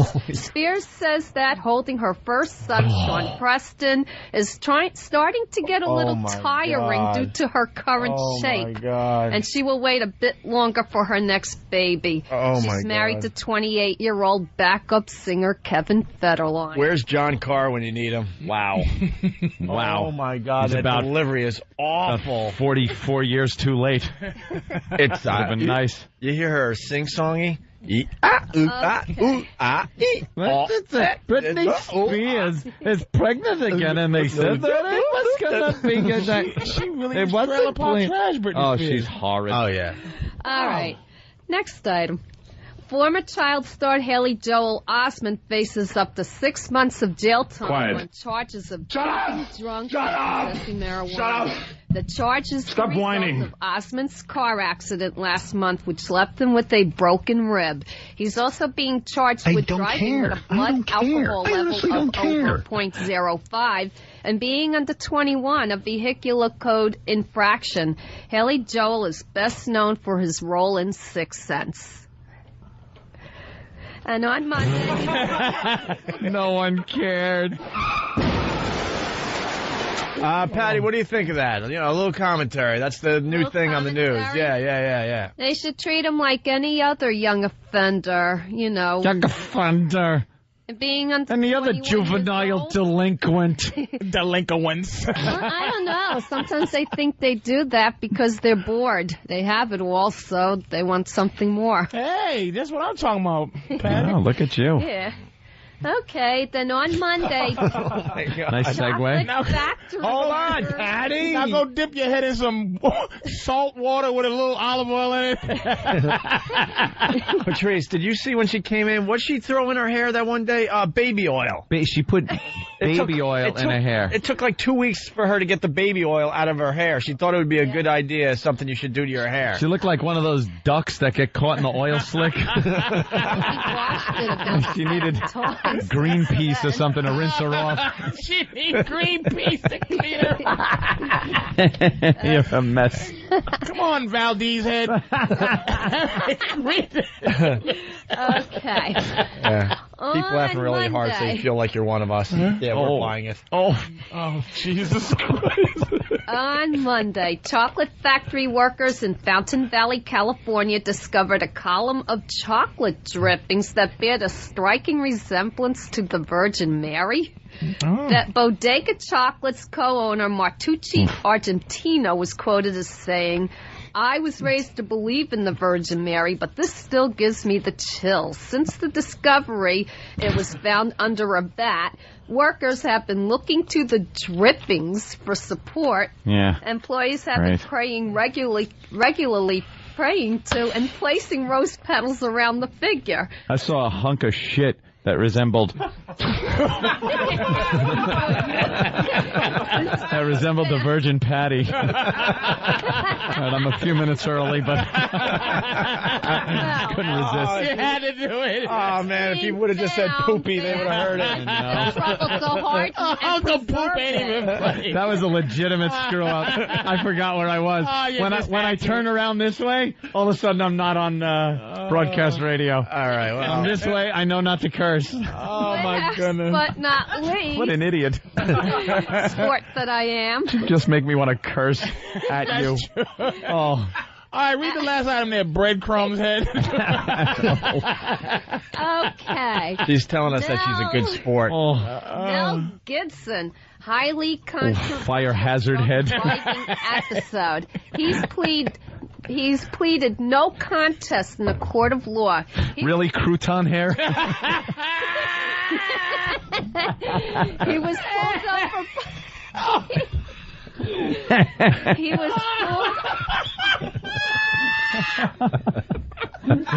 Oh, crouton. Look at Patty. She's enjoying it. Oh, you're like... Actually, spaghetti. You're like one of the guys today. It's so cute. And he was pulled over by police while driving and found with a blood alcohol level of 0.12, which is 0.04 above the legal limit. Of course, anti-Semitic statements allegedly followed. Gibson was sentenced to 3 years of probation. They put most people in jail. I think he should do some No, time. they Maybe don't. hang out with Boy George and pick up garbage. That's true. Uncooked stuff in hair. Well, have a wonderful rest of your day in life. I'm Patty, and that's the news. Bum on 42nd Street, old lo mein and duck sauce head. Chinese noodle head. All right, we got to get out of here. Whatever, Patty, thanks. How dries her hair? Nobody knows. Patrice O'Neal did a great job for us today. Thank you, Patrice. How dry her hair. Patrice O'Neal. How dry We'll be at Caroline's. hair. Thursday, August 24th, Friday, August 25th. Then he does the PNC show with us on the 26th, and then he does Caroline's Sunday, August 27th. I hope you're following that. I'm near next weekend except for Saturday. Except for Saturday because you're doing the O&A Traveling Virus at the PNC Arts Center. Yes. Okay. You got a website or anything you want to promote? PatriceO'Neal.com and the web. Go to the V Spot on VH1, the V Spot on VH1.com, and keep me in the loop, I guess. All right. We're out of here. Guys, next time we see a lot of you, we'll be on that stage at the PNC Arts Center. That's right. I hope you got your tickets for the Opie and Anthony Traveling Virus, the comedy event of 2006. We can't promote it anymore, so maybe the pest will help us while we're away on vacation for a week. Presented by Bud Light, always worth it. The tickets are available through Ticketmaster.com, and all the info is on opieandanthony.com. And with that, Drew Boogie, get us out of here. All right, we're outside Free FM in New York City. What? Got a very nice crowd out here today. Why today? I don't know. Some days we walk out, there's no one here waiting for us. Today it seems like a very nice crowd. I just talked to some guy from Pittsburgh. It's just the way it goes. Yeah. Sometimes people want to see us. Sometimes people don't give a shit. I see Big A is out here. Big A. Yes. What are you doing out today? What are you doing out? I'm doing walkover because it's Mike and Heather Day. Mike and Heather Day. Awkwardness in the street. Oh, we didn't plug this on CBS or Free FM or whatever, but Mike and Heather, they had their first date at F.H. Riley's. I know all about you guys. Yeah. And then they went off to Vegas to get married, what, like 3-4 months later, something like 6 months later? All right, so they went off and got married in Vegas. Now they're having the reception at F.H. Riley's, my bro's restaurant, 400 New York Avenue in the heart of Huntington Village. And so they came out to do the walk today. It's Mike and Heather Day, right, Big A? Yes, it's Mike and Heather Day today. Yes. Patrice loves Big A, man. Absolutely. And Big A, what are you doing at F.H. Riley's for the big reception? I heard you're like master of ceremonies or something. Master Poe is. Master Poe is the MC, but will you be doing anything? Videotaping? Just taking pictures and probably karaoke also. Oh, a little karaoke? Yeah, I'm not as good as you, Anthony. Well, no. Not many people could be. But what do you sing karaoke? All kinds of different songs. Yeah. Well, give us an example. Songs. Sing a little verse from something. We had him sing "Waiting on a Girl Like You" from Foreigner. Spreading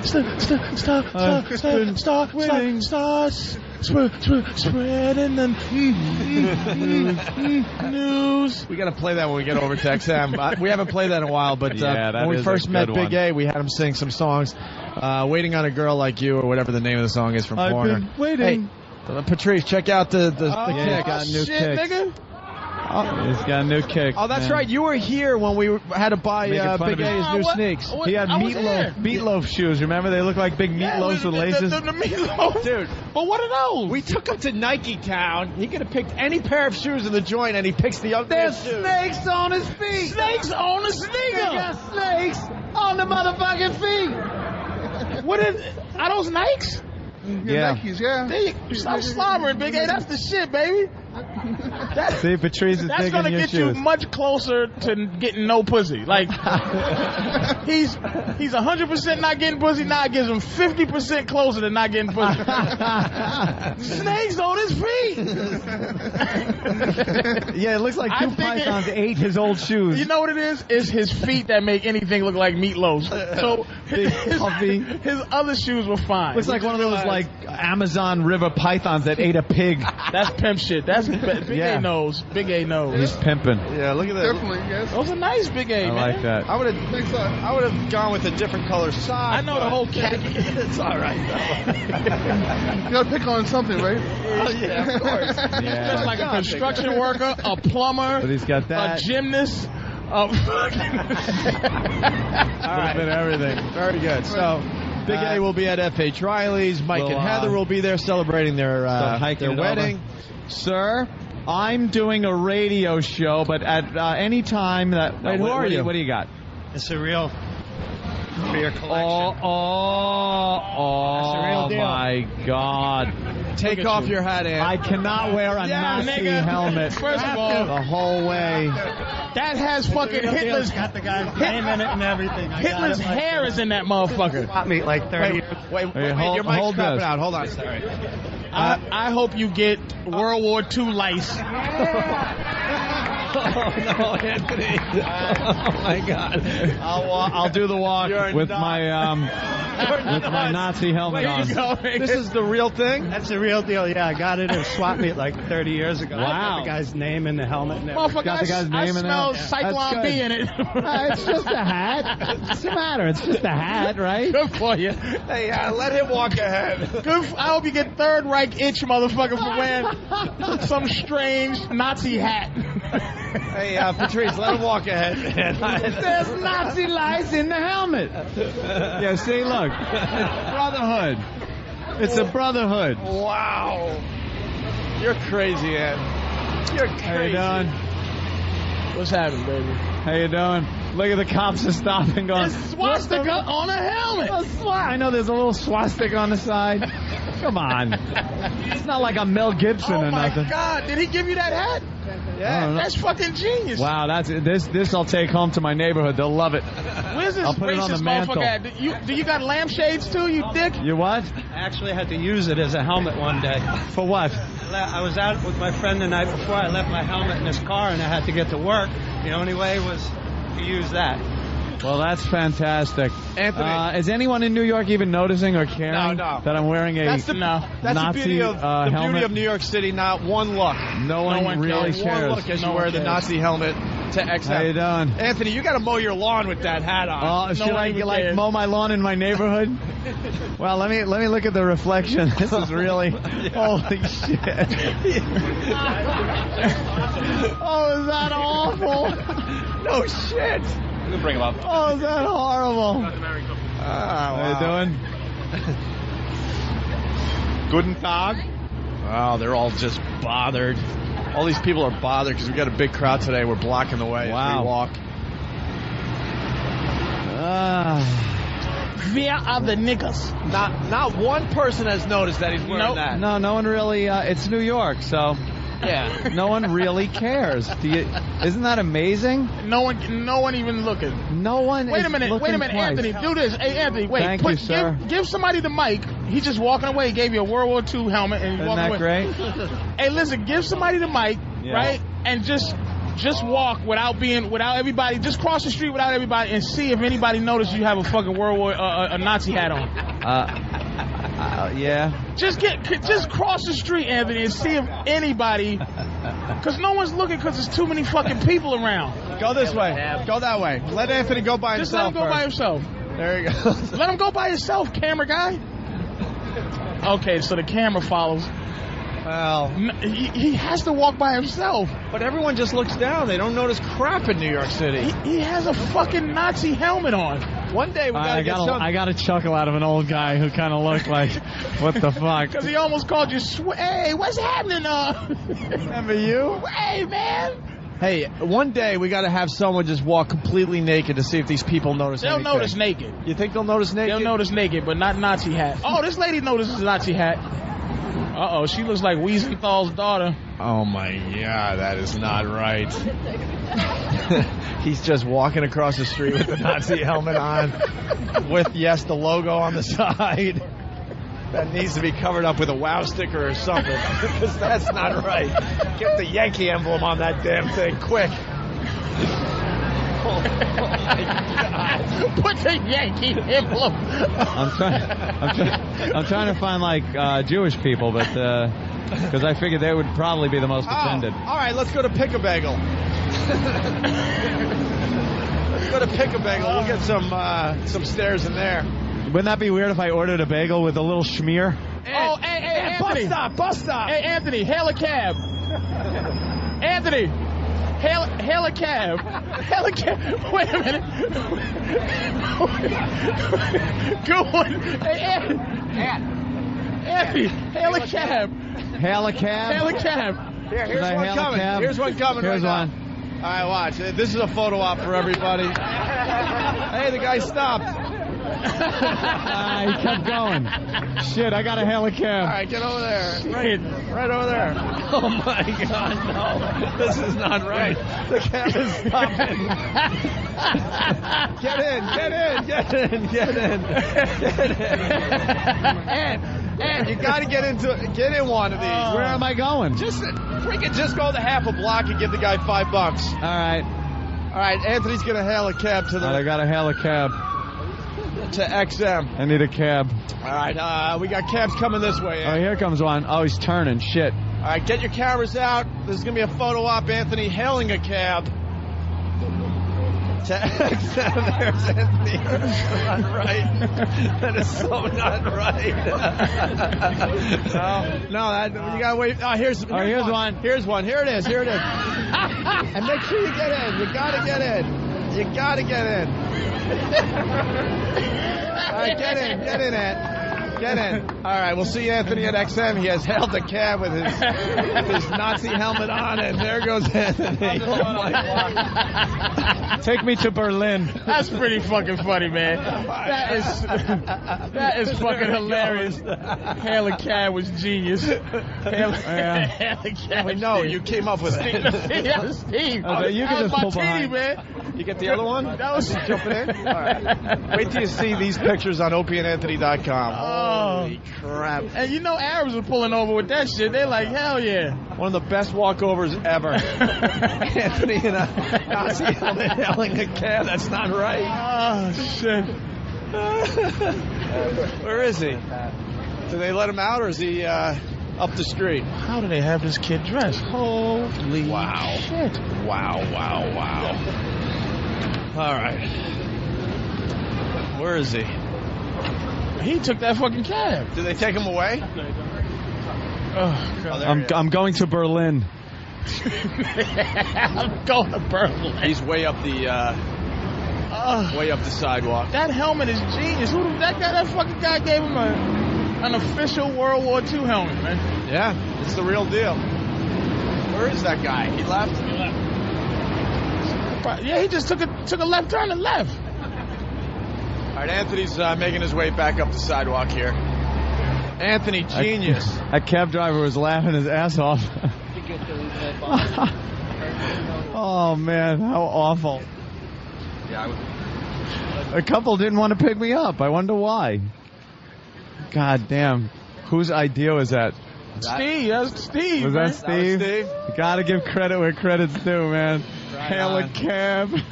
All right, listen, we're going to go upstairs. You want to give tours today?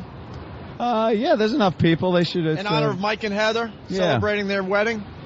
Sure. Why don't we do that? All right, you guys stay outside. We're going to get you. We'll bring some people upstairs to check out the show, okay? Thank you. Well, I hope there's not many people at elevator. All right.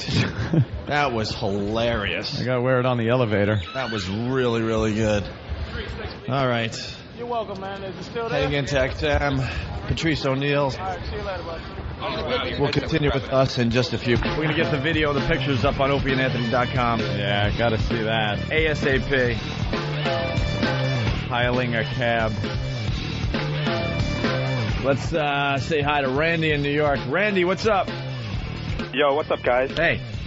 You guys were all Mr. Fit guys. You should have had Patrice and Nazi Anthony compete to see who gets a cab first.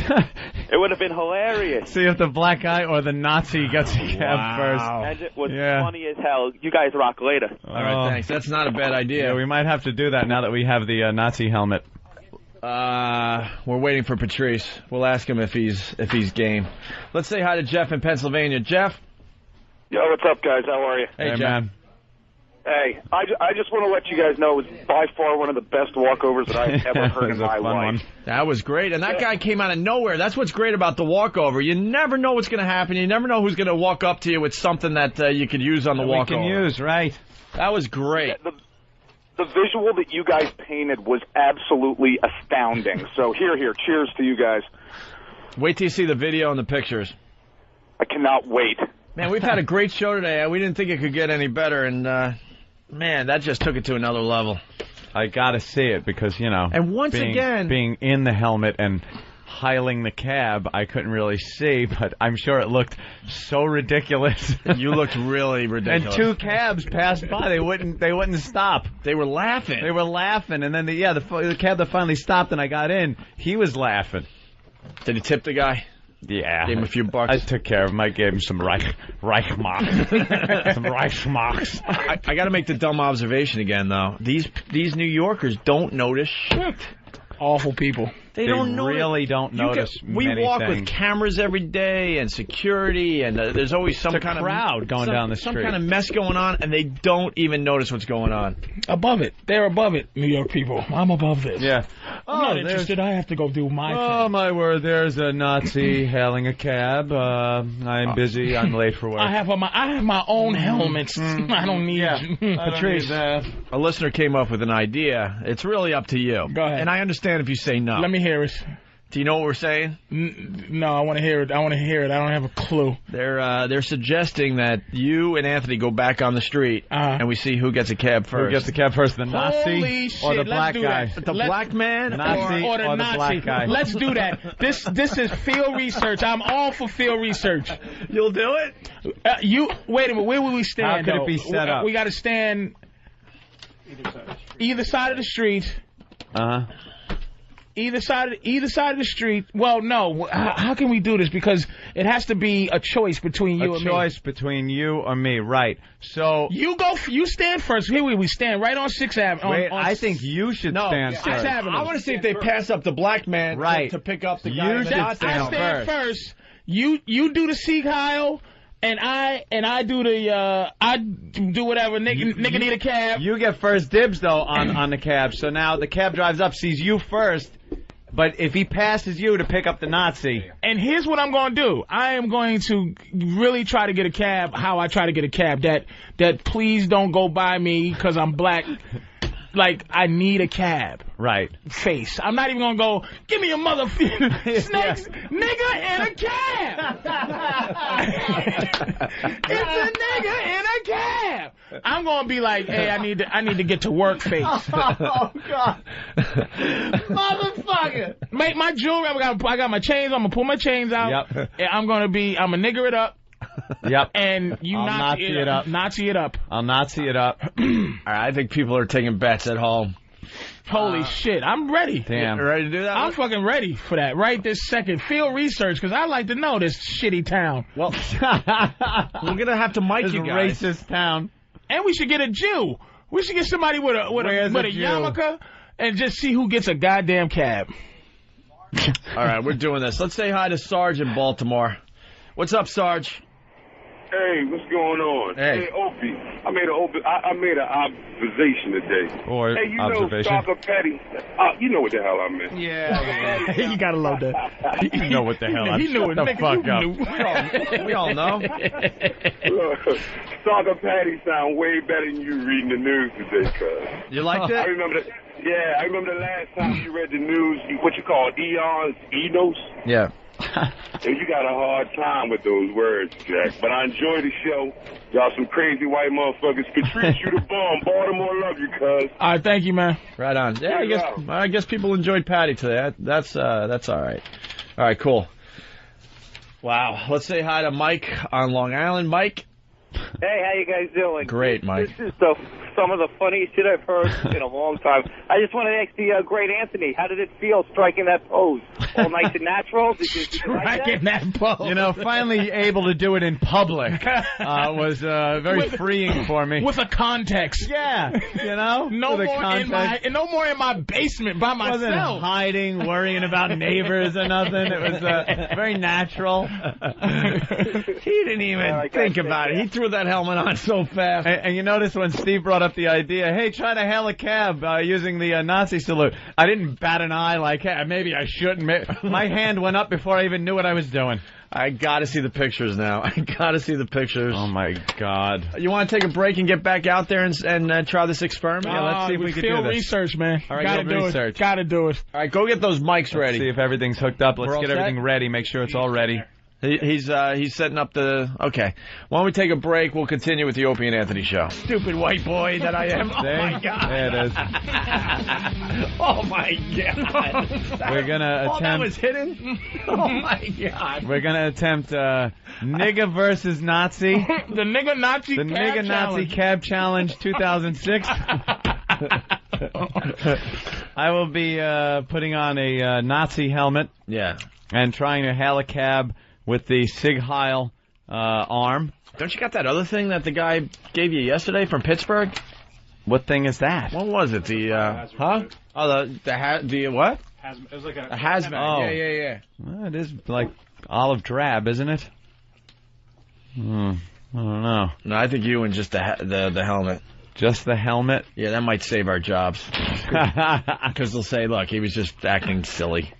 It's a helmet someone gave me. It's silly. It's silly. And I'll try to hail the cab. Patrice will be before me in traffic. Right. So the cab will get first dibs at Patrice. Yeah. If he passes Patrice and picks up me, the Nazi, then there's a problem. And we want to do best out of 5? Best out of 5. Or best out of 7. I like the higher the better. We'll see how it goes. We could go NBA rules. Want to go NBA? NBA Finals? We'll see how it goes. All right. Oh, crap. Well, no, Dan. No. Jesus Christ. Will you hide that immediately? What is That is wrong a with you? giant flag with a swastika on it. You should tie that around your neck like a cape. A cape. Put it on me like a cape. Let's see how it would look, at least. Anthony, you got to tie that around your neck. You know, I was thinking I might want to run for office at some point in my life, but... No, you're not. No, Ant Guess can't Sex do for it. Sam wrecked that. Because when we blow up our careers again, Anthony's going to go into the professional talk show That's world. okay. I'm going to... He's going to be like the next Sean Hannity. But I'm going to be like, yeah, I'm going to do Grant or something. O'Reilly or something, so Right. this is fine. It's purely acceptable. All right. In that genre. I don't know if I could wear the big flag as a... No, the helmet's good enough, trust me. As a cape. You look so silly. The caped Juicator. And you'll be doing the move, so you'll be all right. Yeah, I'll be doing the move. Yeah. All right, want to do Are this? we going to stand on the same side of the street? Yeah, we got to be same side of the street. You get the cab coming toward you first, though, because you got to be the guy that they pass up for me, because everybody knows how hard it is for a black guy to get a cab in New York City, because they always think you want to go uptown and jack them. Oh, yeah, we got to go on 6th Avenue, too. We got to do it on 6th Avenue. I'm going to do it on 6th? I was thinking 57th, right there out in front. No, 6th, because 6 because it's heading north. They think that I'm going up north. You think you're going up? Yeah.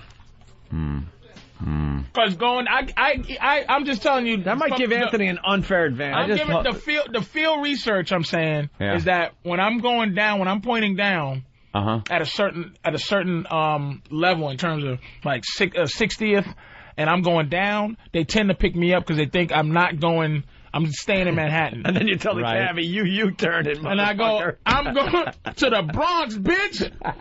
You trick them. You fucked up. You trick them. I'm just thinking if they see me on 6th over there, they might think I just work at like Jekyll and Hyde's or something. Fucking Patrice probably... They kind of have that kind of stuff over there, don't they? I'm sorry, I didn't hear you. I was just thinking, fucking Patrice probably puts like the Knicks jersey on, the Knicks cap, heads like, makes it look like he's heading toward Madison Square Garden for the big game. And also, he's right in front of 34th Street. Right. I'm going to the Bronx. With a big foam #1 finger.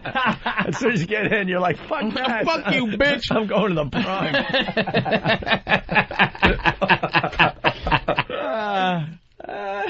So people betting out there? Yeah. Yeah, well, they're more paranoid than anything. Yeah, people are scared. And should wear the mustache. Oh, the mustache. All right. Are we going to do this or what? Let's go. Yeah, I think we should. Yeah? Than, take over the show. It's an experiment. Outside. Okay. Oh, Than is taking over the show. Yeah, just sit there uncomfortably for like a minute. Sounds awesome. Sounds awesome. Take a couple phone calls, you know. All right, cool. Where's our, Bye. Anthony and Patrice are leaving the studio with Ope. Their wireless microphones. Make sure nobody touch my sandwich, nigga. And Patrice wants to make sure nobody touches his sandwich. Dan, how you doing so far? Oh, it's Radio Gold, Ope. People aren't tuning away. And it's Yeah. the day before vacation? Yep. Can't walk out without his mic. Yeah. All right. Yeah. How's it going in there, Danny? Yeah, sweetie. Did you just use the talkback? For Radioland out there, Danny hit the button where he can only speak in my ear instead of talking to everybody. Because my mic is on the O&A pod, so. Oh, and then he just explained to me why that wouldn't work. Let's I guess some people are concerned about what might happen. Dave from Tennessee, what's up, man? Hey, Than, how you doing? Great. I can't wait to hear you guys again in the fall of 08, because the only thing stronger than the Catholic League is the Anti-Defamation League. Well, Mel Gibson got away with it, more or less. Good point. All right. That's what I do. I make good points. Not necessarily funny, just sort of poignant. Thanks, Dave. Take care. Later. What's up, Drew? How you doing, Than? Welcome to Day Before Vacation Radio. Yes. How'd you feel about your set today? I felt I could have did a little bit better, but, you know, there was too much fun to be had to be worrying about doing sets. You know, time has gone by too fast. I was enjoying the show. Yeah? You excited to wow everybody with your skills at the old PNC Center? Yeah, well, I'll be playing mostly music, but, you know, if people have requests, I'll do the little remix thing here or there. Nice.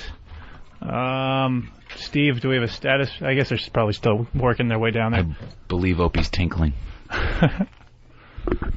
So they'll be downstairs pretty soon. All right. I felt a little bad I had to come in here because you were just sitting here by your lonesome, just talking to nobody. I don't mind. No, I'm taking phone calls. Is it rating? Let's see. Bobby from New York. What do you got, buddy? Bobby? Yeah. What's up? Go ahead, man. No, why don't we just send Sam down there, see how many cabs pass him out? We'll find out what true color he is, black or white. That's maybe we could do that another day.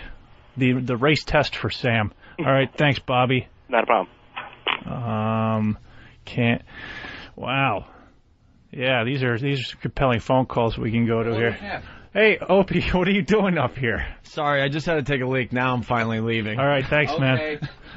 It's a good thing this bit's really good that you're teasing, because nobody would be listening to this otherwise. Yeah. Yeah. He's complaining he doesn't have his mic on. Turn mic! Oh, there it is. There's Ope. Now it's on. Sorry. Don't want everyone to think I'm a meanie. I pressed the elevator. And into the elevator he goes. Yes, that crackling noise is the mic not working. in the elevator. Fantastic. Hey, I could use that. All right, so I guess if you're just tuning in, that's what I'll do. I'll explain what's going on. They're doing the what Patrice has dubbed the Nigga Nazi Taxi Cab Challenge. You gotta take a shit. Yeah, your mic's on, Op. And basically the gist is that you want to take over, Op? No, that was just me making sure my microphone worked. Oh, good. That's why we're doing this live. Where's Anthony? I just saw a picture of us go by on the bus. That was really? Nice. They're gonna be ripping those down soon. Where are you, Ant? I'm down right in front of the the doorway. I'm in the elevator, waiting to for you to come down so you could observe, give a little play-by-play. I am out here with Patrice, who has turned his hat a little sideways. He was practicing how he's going to hail the cab in the mirror in the elevator, and it very intimidating fashion. It barely looks like he's doing anything. It looks like he's going to rob the... Oh, sorry, I'm distracted. The guy is kicking us out of the doorway. My God. You'd think a Nazi could stand in a doorway of a building here in a free nation like the United States of America. So we're gonna go... Yeah, we're going to go... You're going to have to be first, and I'll probably be, like, right here. So we're going to do it here, or we're going to do it on 6th Ave? I think we should just do it here. Yeah.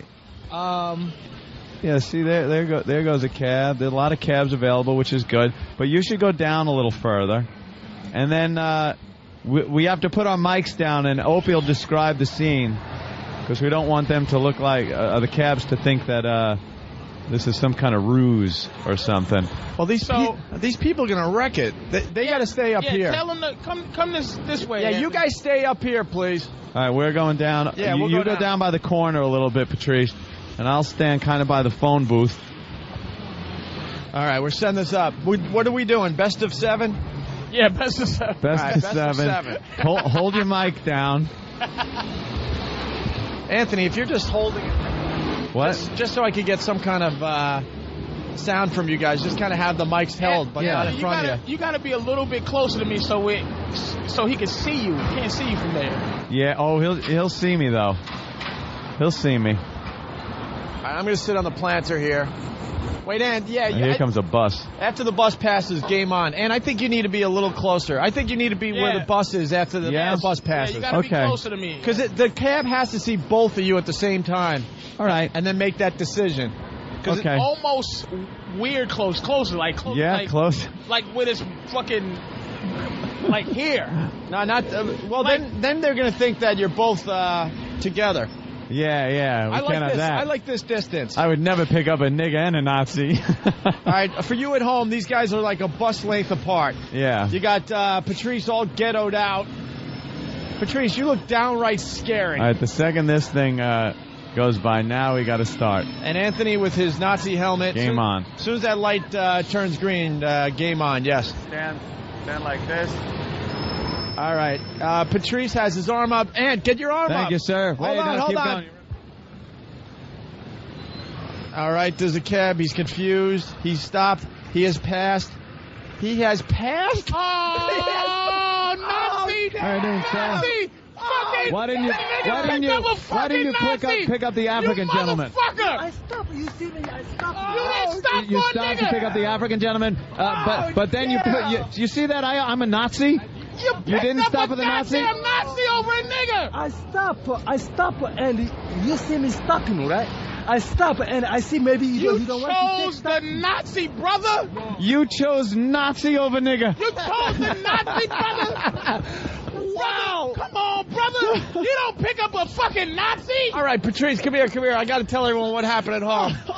I'm the eyes of this thing. So they're like a bus length apart.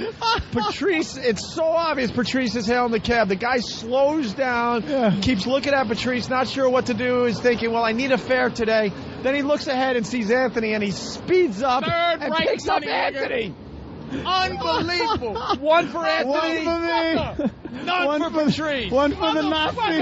Let's get back. Bitch, niggas will pick up a fucking Nazi in this street. One for the Nazi. One for the Nazi. All right. Nigga gonna get a cab over Let's see how this goes next. Nazi 1, Schwoogie 0. All right, here comes another cab. Here comes another cab. Start hailing at the same time, guys. All right, here's the cab. He's slowing down.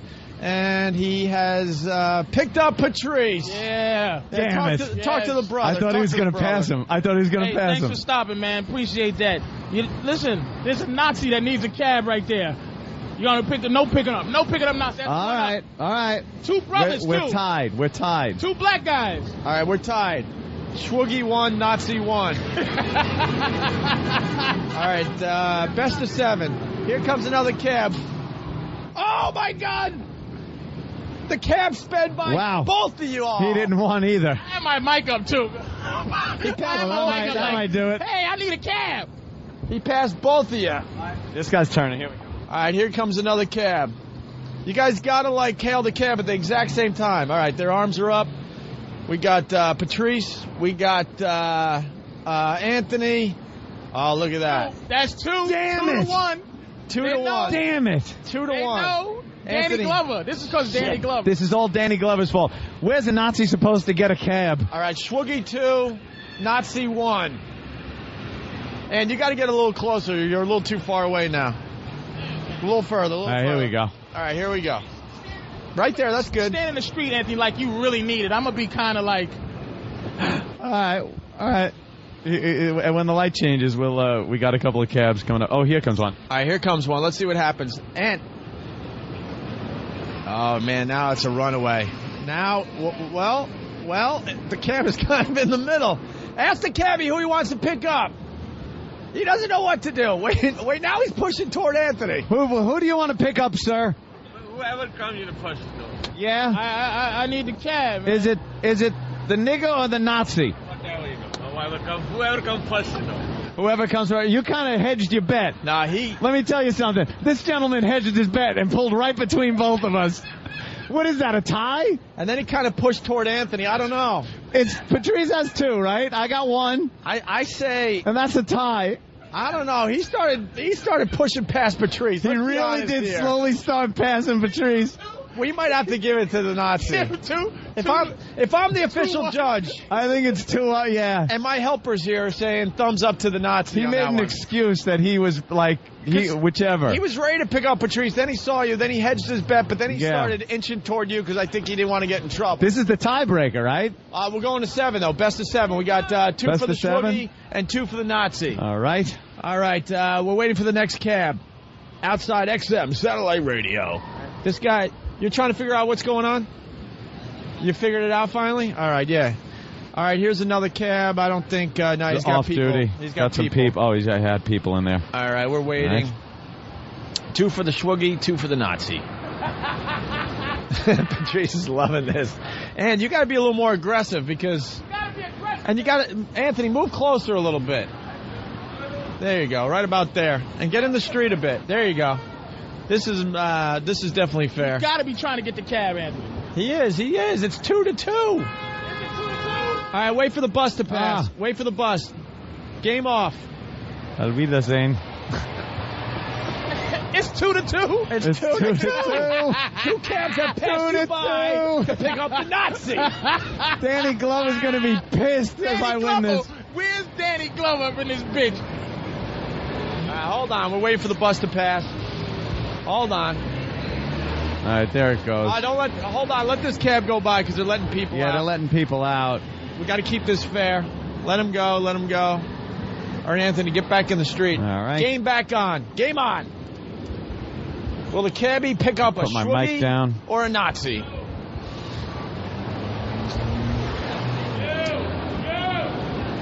right, we're waiting for a cab. Don't see nothing. The light's red. When it turns green, we'll get a few people, a few cabs driving. Yeah. I cannot believe it's 2 up. It is 2 up. God damn, another bus turning over here. Better not be stopping. Oh, I'm trying to catch a cab. Just trying to catch a cab, sir. It's a little tough. Hey, what the hell is this guy doing? All right, hold on with the bus. Get this bus out of here. You're ruining our bit. They're letting people off. All right, that's all right. Goddamn public transportation. That's all right. We're killing time anyway. That's good. If you're just tuning in, we're trying to see if a cab will stop for a Schwoogie or a Nazi. You look very threatened by Patrice. You look a little threatening like that. You put your game face on, man. You start grabbing yourself and. Hey, Patrice. Monster House on the side of this bus. I was just telling you about the movie during the break. Go see that shit. The little 3D action. It's not bad. All right, after this bus passes, we'll get back to the game. The bus driver is shaking her head at me. Well, How you doing? Find out. Why is she shaking her head? How you doing? Excuse me, ma'am. Is there a problem? You don't appreciate... No, she doesn't. She's not happy. Auf Wiedersehen. She's not happy what she just saw. No. All right, game on. Here comes the cab. Game on. Here it comes. Put the mics down. Go, Ant. Start hailing. All right. Cabby's coming up. He's Another one that's kind of in the middle. Patrice, what do you think? Patrice, what do you think? He was going. He got me. He wanted me. He wanted me. He was going. And then he thought He was going. He was fucking taking a Nazi. Totally taking the Nazi. He looked like a Nazi. Did you see him? Wait, I'm going to the judges. Nazi or Schwoogie? Nazi? That was so Nazi. That was so Nazi. I'm gonna pull this out. I'm gonna pull this out for niggas. Wow. You better pull this out. Nice.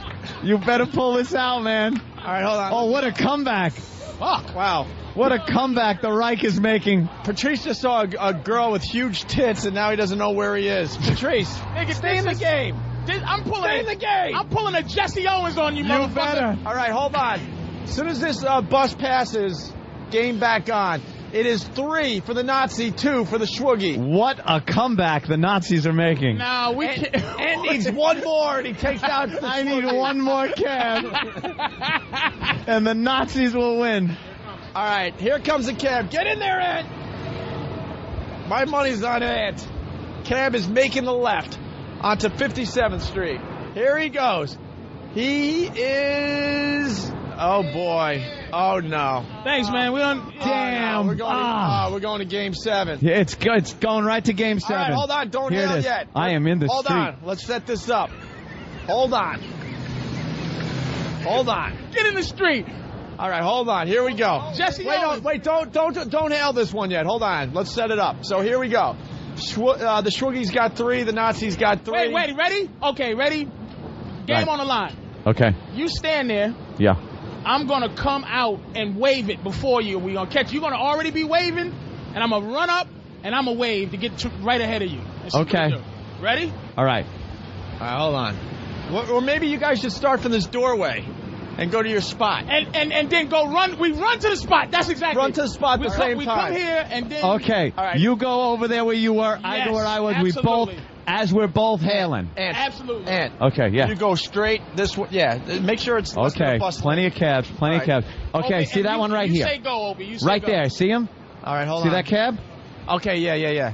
All right, when that light turns green, and he's right up front. Wait, man. So we got a green light like a drag race. Yeah, it's like a drag race. When that light turns green, game on. Game on. Schwoogie versus the Nazi. It's 3-3. Who gets a cab? Which is bad for Patrice, because that means 3 of them passed you by. For a Nazi. So you, who gets passed up? So the people that were enslaved for so many years, or the people that killed 6 million Jews? You've already lost, man. Fuck. You've already lost. What about this cab turning? You may have a point. As soon as that light turns green. Light turns green. Game on. All right. Okay. You got to put the mics down. Yeah, mics down when the light turns green. Yeah. Sam, get this. This is for the title right here. Here it is. Lights turning green any second now. And then we'll step out. And give our little hail. Game on! Wait till he moves a little. Oh, shit, he's turning. Oh, he just grabbed somebody. Oh, he did. And a Schwoogie and it was a by the way. All right, good. I'm due. All right, right behind that cab. As soon as he takes off. Can't be 2 cabs in a row picking up black people. Oh, yeah, that would be... It's got to be a Nazi sympathizer driving one of these. That's like the dealer getting 3 tins. Yeah. Go! Game on! Go! Nazi versus the Schwoogie. The cab.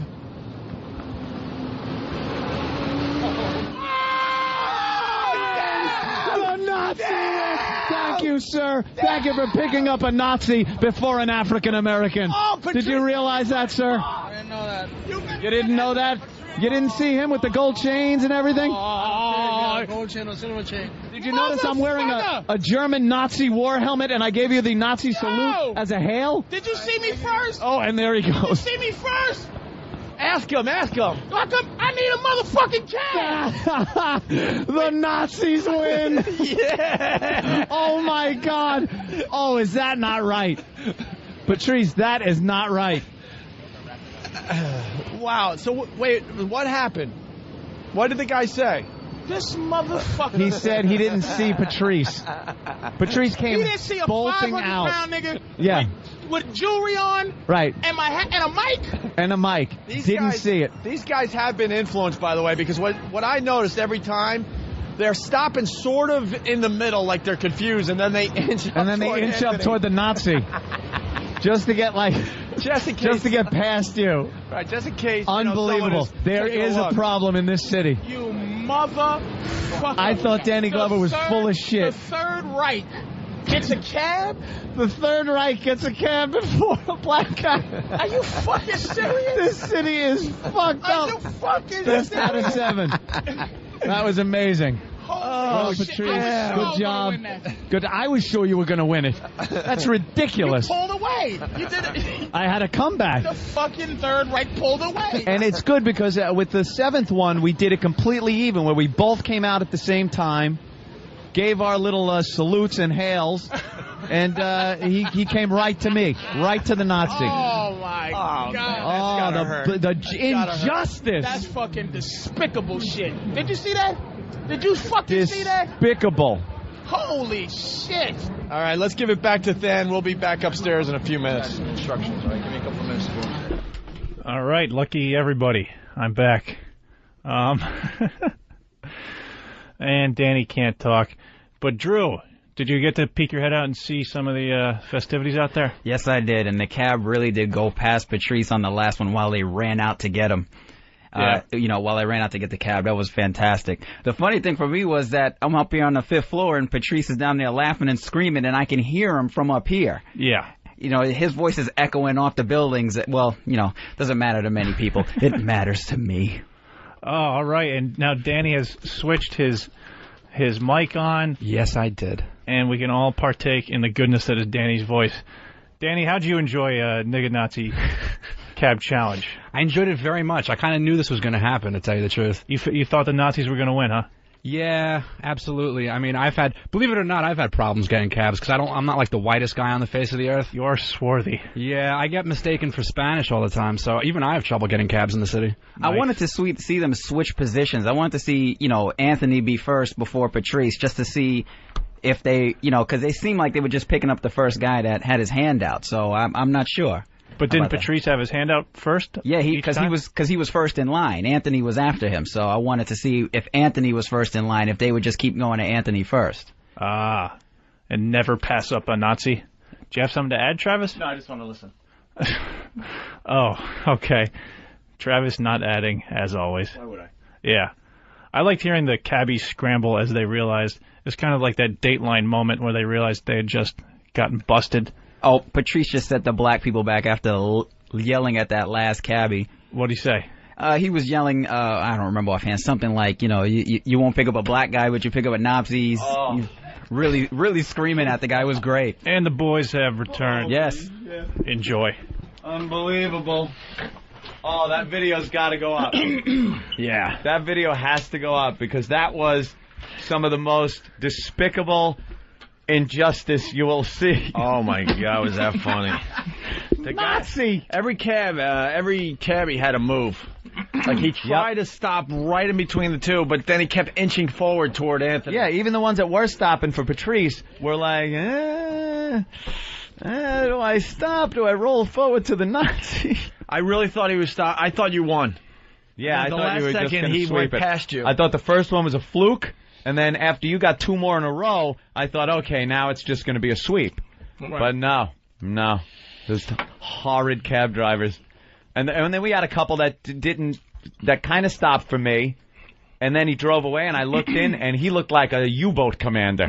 That guy. That pulled right up to me and then pulled away when I shoved the mic in there. That guy was a U-boat commander. Das Boot. Oh, wow. Why don't we take a break and... Hey, we're educating people. Isn't that amazing? Field research, Field man. research. Yeah, This was not a challenge of Nazis and niggas. This was a challenge of society. And society lost. Society lost. We're going to digest and we'll continue. That was amazing. Sons of bitches. My God, the injustice. That was a lot of fun. Let's say hi to Keith in Louisiana. Keith, what's up? Boys, that was great. But my big question is, Opie, I don't know if you noticed, but who was working the pad data? Because they had like a football game. The score was great, and then Nazis win. Oh, was Danny doing the pad data? Oh, you were quickly updating the on score and everything? Oh, that's nice. Great. Hey, that's what it's there for. Very good, Danny. Very nice. You get an award today. Can I ask you what you wrote as the teams? Oh, it was Nazis versus Patrice. He wouldn't commit. Oh, he wouldn't commit? He didn't commit? You got to understand, it was not me. No. This was a social study. It was. What do you think? Field research. What do you think? I goose step around in Nazi regalia all day? I have to leave the house at some point. All right, right I'm on. out. Thank you. Let's say hi to Mark in Buffalo. Mark, what's up? Not much. Hey, it was a fair test because every time you guys talked to a cab driver, he was not white or he wasn't black, so it was a fair test. No, it was a couple of black ones. I don't know if they were African. Yeah, they weren't American black. I think they were like Caribbean or something. Yeah, you know? yeah. That's probably the only city that would have test would have worked in, right? In New York. Yeah, of course. What do I want to get a cab? Would you pick me up? You wouldn't help me if I was having a heart attack, motherfucker. Your accent keeps you from helping me. You wouldn't help me. Excuse me, sir. Can you help me? I just can't because I talk like this, nigga. I can't. Sorry. Just the rules. It's against the law. Against the law. Let's go to Tim in New York. Tim. Hey, I wanted to defend the cab drivers. When was the last time a cab driver was gunned down in the Bronx by a member of the Third Reich? That's true. Wait, one of those funny-looking pistols? Quite a while ago. A cab was killed by a V-2 rocket this morning. Jerry in New Mexico.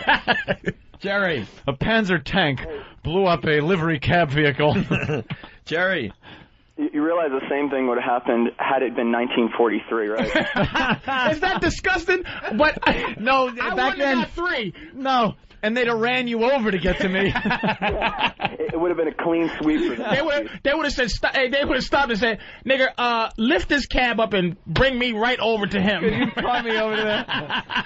Let's go to Jimmy. I would have been the cab in 1943. Jimmy. Just my back. Hey, what's up? Hey, I didn't think that I would give you half a show. I just wanted to give you the helmet. Yeah, this is the guy. Oh, yeah. Hey, I gave you the helmet. Thanks, man. Yeah. And I'll tell you, you're lucky Club Soda Kenny wasn't here today because the way you kind of ran up excitedly, Kenny is a little overzealous sometimes. You probably would have been dead on the street. No, I had thought about that. I was going to go to him first. Oh, and show it very to him good. And see if it was okay. That's good. I've been listening to you guys since the second day you were on NEW. Big fan. Thank you, sir. Jimmy, do you have tickets to the Opie and Anthony Traveling Virus? I wish I did. I'm leaving for Denver that day. Okay. I was going to give you a pair of tickets. Maybe he can make the other one. Is he going to be around Philly? Can you make the Philly show? Yeah, probably could. When's that? September what? I've only been saying it every day. September 9th? Yep. Oh, no, I won't be back till the 12th. All right. Well, then go screw. Glad I could give you some show, though. We're trying to give you tickets, damn it. All right, we'll give you something when you return. Give us a call back. Thanks for the helmet. Thank you. Let's go to George. Take that home with me. In Chicago. George? The Nazis win!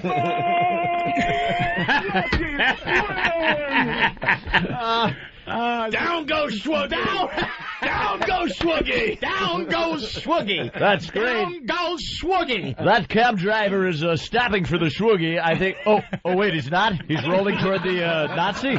Oh, sorry, my mistake. He is picking up the Nazi. A spectacular move by.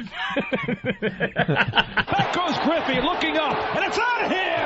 Or is it? No, it's off the wall. My mistake. That's what it was.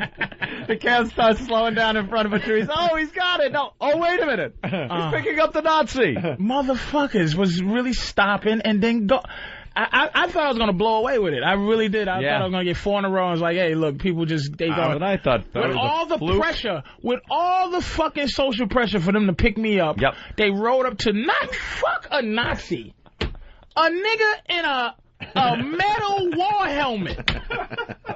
Right. Like fuck the little small insignia. This motherfucker had a metal war helmet. It could have had happy faces painted on it.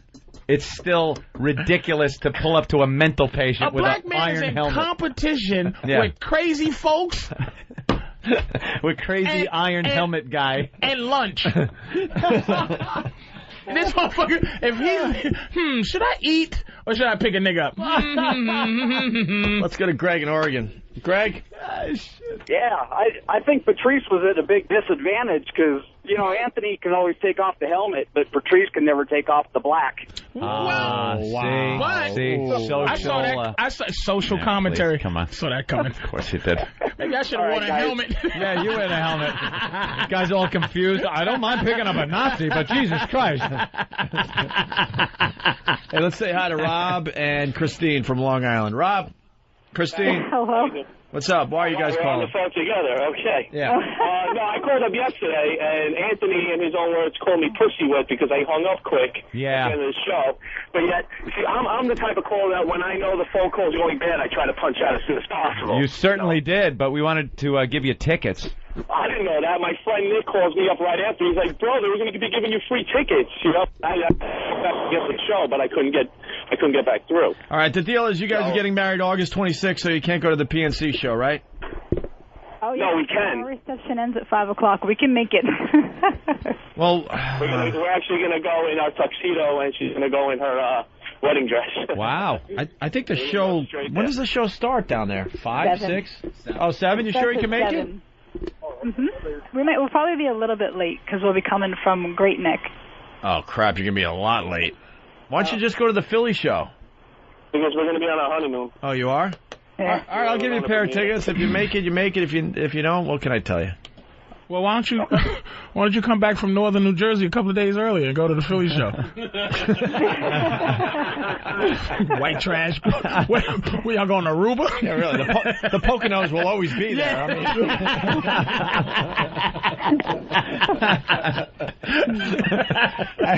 that heart-shaped bathtub will always be there. Don't you worry. And that vibrating chair. Big champagne glass hot tub. Come on, man. HBO 1 and 2. It'll be there. It'll be there forever. HBO 1 and 2. And 2 here. Man, nothing but the best for my sweetheart. Thank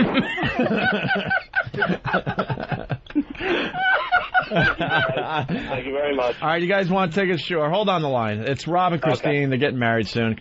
Congrats, I guess. Thank you. All right. I guess. Hold on the line there. Let's go to Rich in Bayside. Rich? Yeah, I don't know what Patrice is mad about. What if he would have done the study at 11 o'clock at night? I'm seeing 7-0. 7-0, you think? At 11 o'clock at night? Absolutely. You know, where we were standing, I might be able to compete at any time of the day. Because it's one of those ones that it's like, because, you know, you got a profile. And at this block where we were at, the fact that it was even close is disgusting. I'm disgusted. But the fact is, at 11 at night, where we were would still be the same kind of outcome because it's not trust me, I've been trying to get cabs in this town. I'm a comic, and I didn't drive a lot for my whole life. So trying to get a cab, I'm a master at it. You're really good at it, right? Certain places.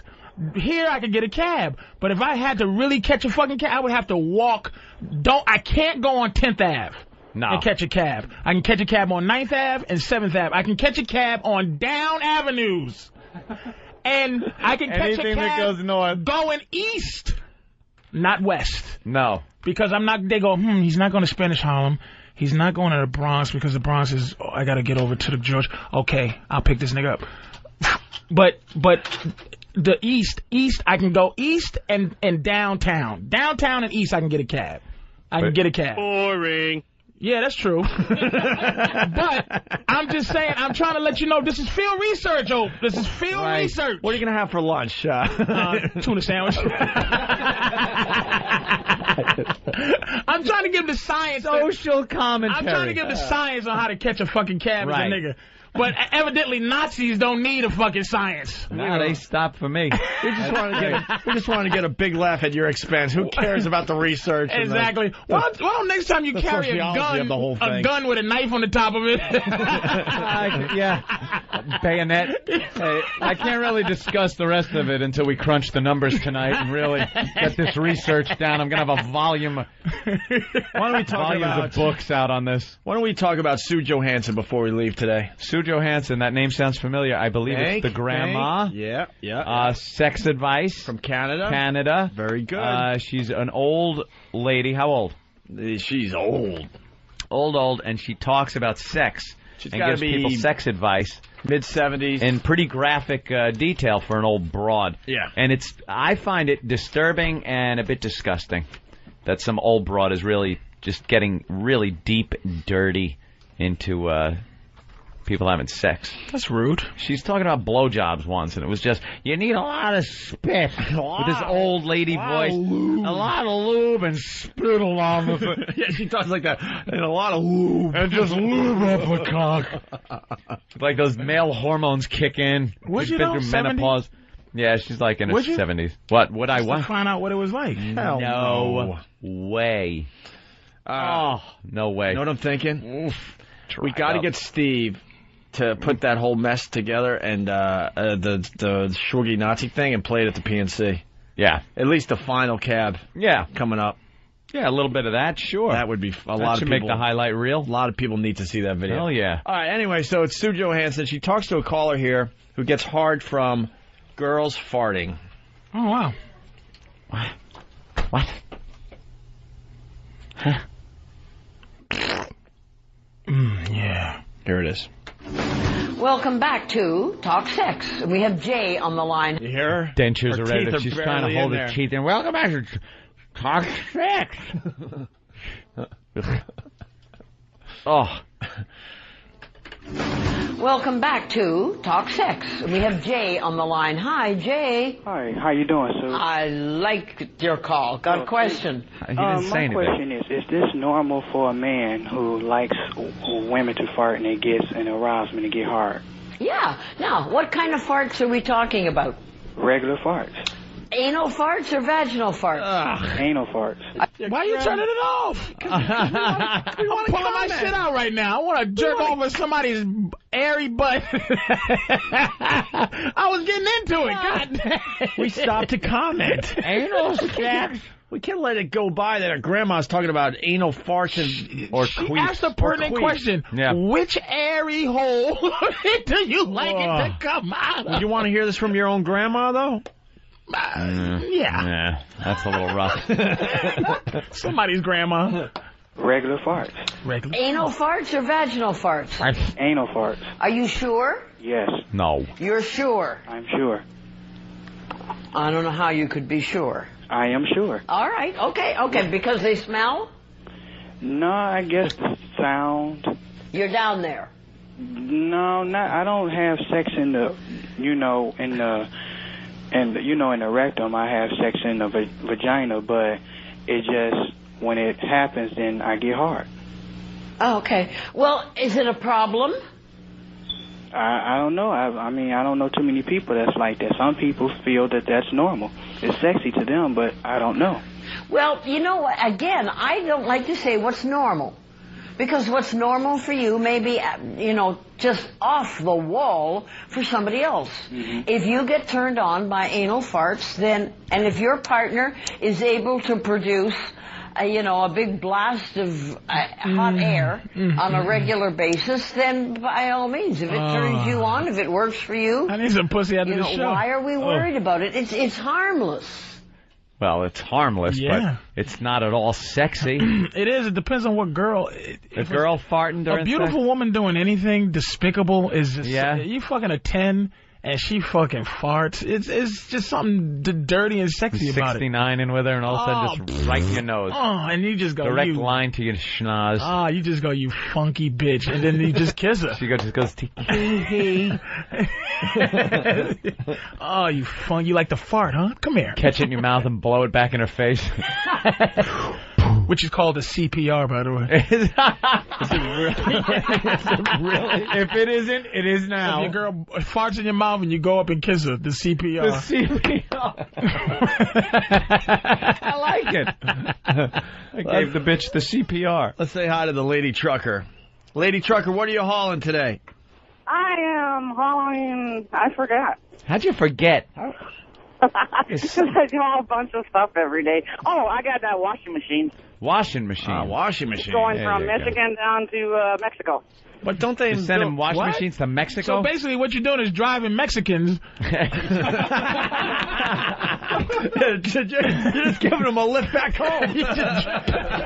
You're being redundant. Say you're driving Mexicans back home. Okay, I'm driving the pochos back home. It's hysterical. It's just going to be a mechanized society, and they're all going to be over here. Washing machines. Washing machines. You would think that's the last thing they need in Mexico. They don't need washing machines. What are they washing? Next thing, dishwashers. They're all experts at it. They call them houses. Holy shit. A rock and a river is all they need. All right, what do you got, lady trucker? Oh, I got a Mondo top list for you. Yeah. The art of traffic hailing. Swearing, chain slagging, sporty versus helmet hailing, Italian stallion Nazi. Italian? Could you... you. Are you driving right now? Yes, sir. Is there a bridge abutment coming up anywhere in the next mile or so? Could you just hit the gas and steer right into it? Okay. How fast you going, lady trucker? 65 miles an hour. We want to do another experiment. Yeah. Jam on the brakes right now, live on the show. And cut the wheel to one side. You ever jackknife? Yeah. Yeah? What was that like? Pretty rough? Yeah, well, actually that was on a training pad. Oh. And going down the interstate at 65 miles an hour, it started again, and I was able to control it. But, yeah, that's scary. Hey, lady trucker. Oh, hold on. Lady trucker, Okay. what do you think of the gas prices, and how much does it cost you to fill up that rig? Oh, I don't care.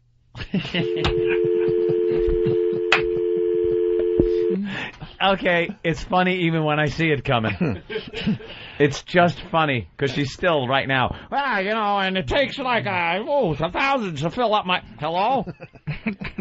You start hearing that weird... phone off the hook sound.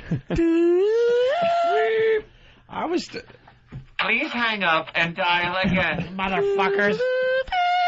I tuned into a trucking show on XM. I don't remember who, and they were doing that exact bit. I'm like, that's interesting after the first phone call. Until the first phone call is done. And then after that, it's like, who cares? Who cares? All right, here's the advice Sue Johansson gives the farting guy. Good. It's perfectly harmless. Make sure she eats lots of Brussels sprouts. I just sometimes, when I do it with a girl, it make me feel degrading. But that's what turns me on. If you explain that to her, would she feel degraded? If she really understood, if you said it beforehand, you know what, honey, there's something that really turns me on. I know it doesn't work for a lot of people, but for me, it really works. I love it when you fart.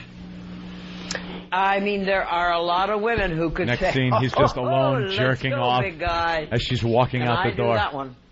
Yeah, I mean, that's kind of, I don't know. I mean, some may say that's nasty. Some say that's just like a woman told me, belching and farting is normal. But, it is. It is. I've forgotten. I don't know how I feel about that. Sometimes I feel that way, but it makes me hard. Well, you know what? You got to work through why you feel aversion to it, why you don't like it, why you feel that it's wrong. And then from there, you can stop and relax and enjoy. If your partner can do it and produce enough gas, then just relax and enjoy. Hi. Hey, John, where are we going for our first date? Nick, Shayla Bean, baby.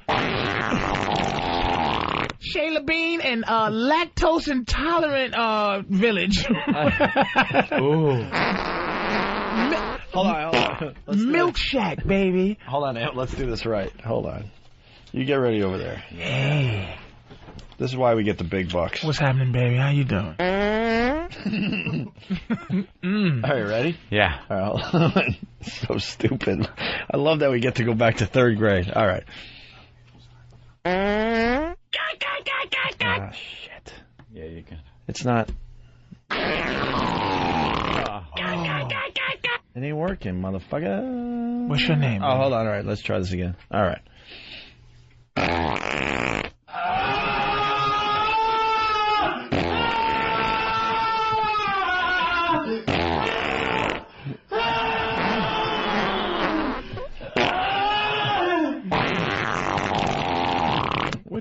What you eat, baby? Razor blades?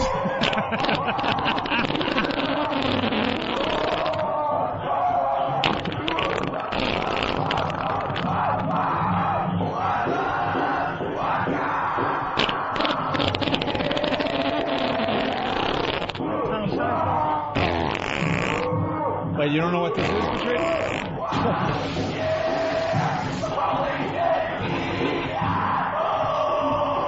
We do a bit, and Danny, you got to get this bit going again. Is he going to get some? Oh, no, you're just throwing some food out. All right. It's called Guess the Sound. So we play like this, and then you got to guess what it is. We all know now. You want to guess what this is? I hear drums in the back. Is that some type of tribal thing?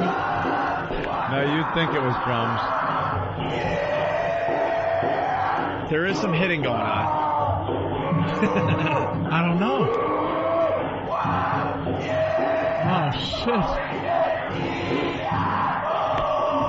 Yahoo! Coming? The guy coming? Yahoo! Oh, yeah, he's coming. This was one of the most disturbing videos. He's getting off, though. Yeah. What was he... You'll never get it. Yeah. What are we waiting for him to guess it? Patrice, you need to do this one on WebJunk 20. Yeah, that's it. They'll play Was this. it some kind of live something in his asshole? The guy has what could be the biggest butt plug ever shoved up his ass. But it's not shoved up enough. That's not enough. His ball sack hangs so low that he's rocking back and forth. And his nuts are going clear between his legs, hitting the butt plug, and like a hammer smacking it deeper into his ass. Like Cabangas. His own fucking balls are swinging, and he's like rocking. So that tribal drum you hear is his balls hitting the back of the butt plugs, smacking it into his asshole.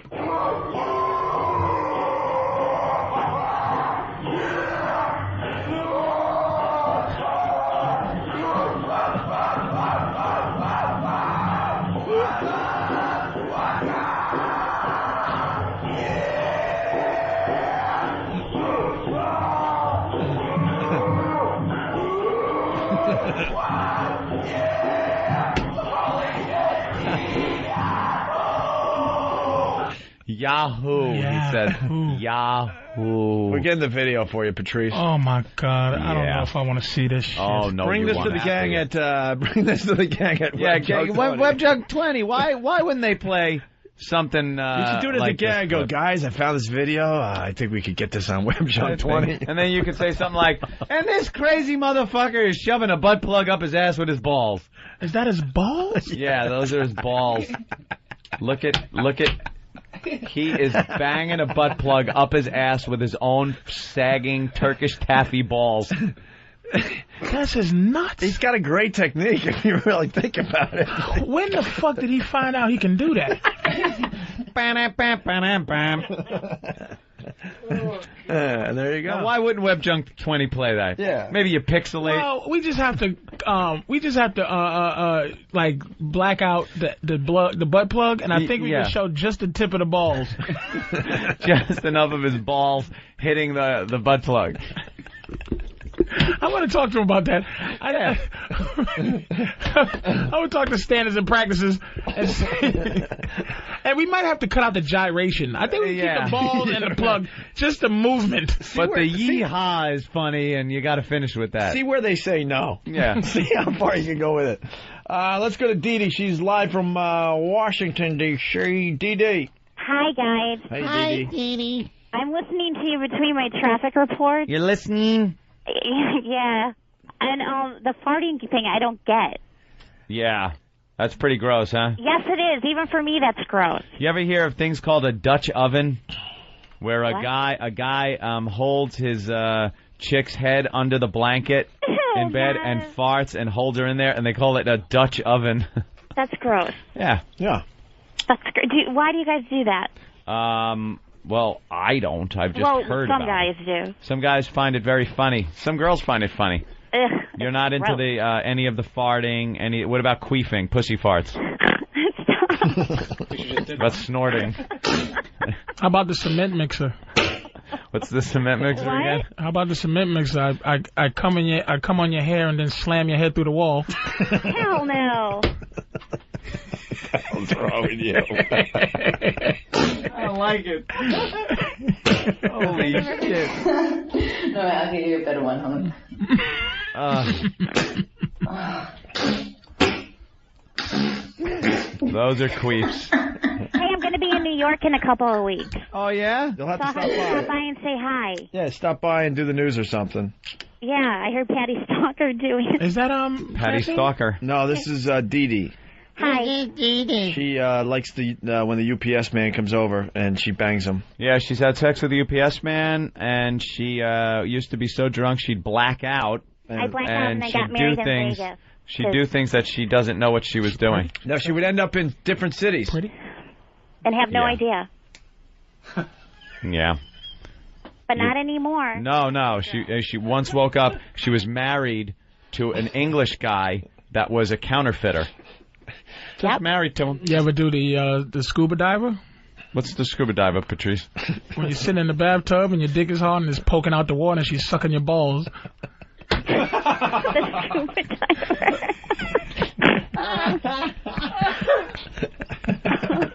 I thought that was called Snake in the Toilet. There's a snake in the toilet. There's a snake in the toilet. A motherfucking snake in the motherfucking toilet. No, I never done the scuba diver. No. Just checking. All right, Dee Dee. Anything else? So you don't like the farting thing? No, it's gross. What's the crazy thing you get into?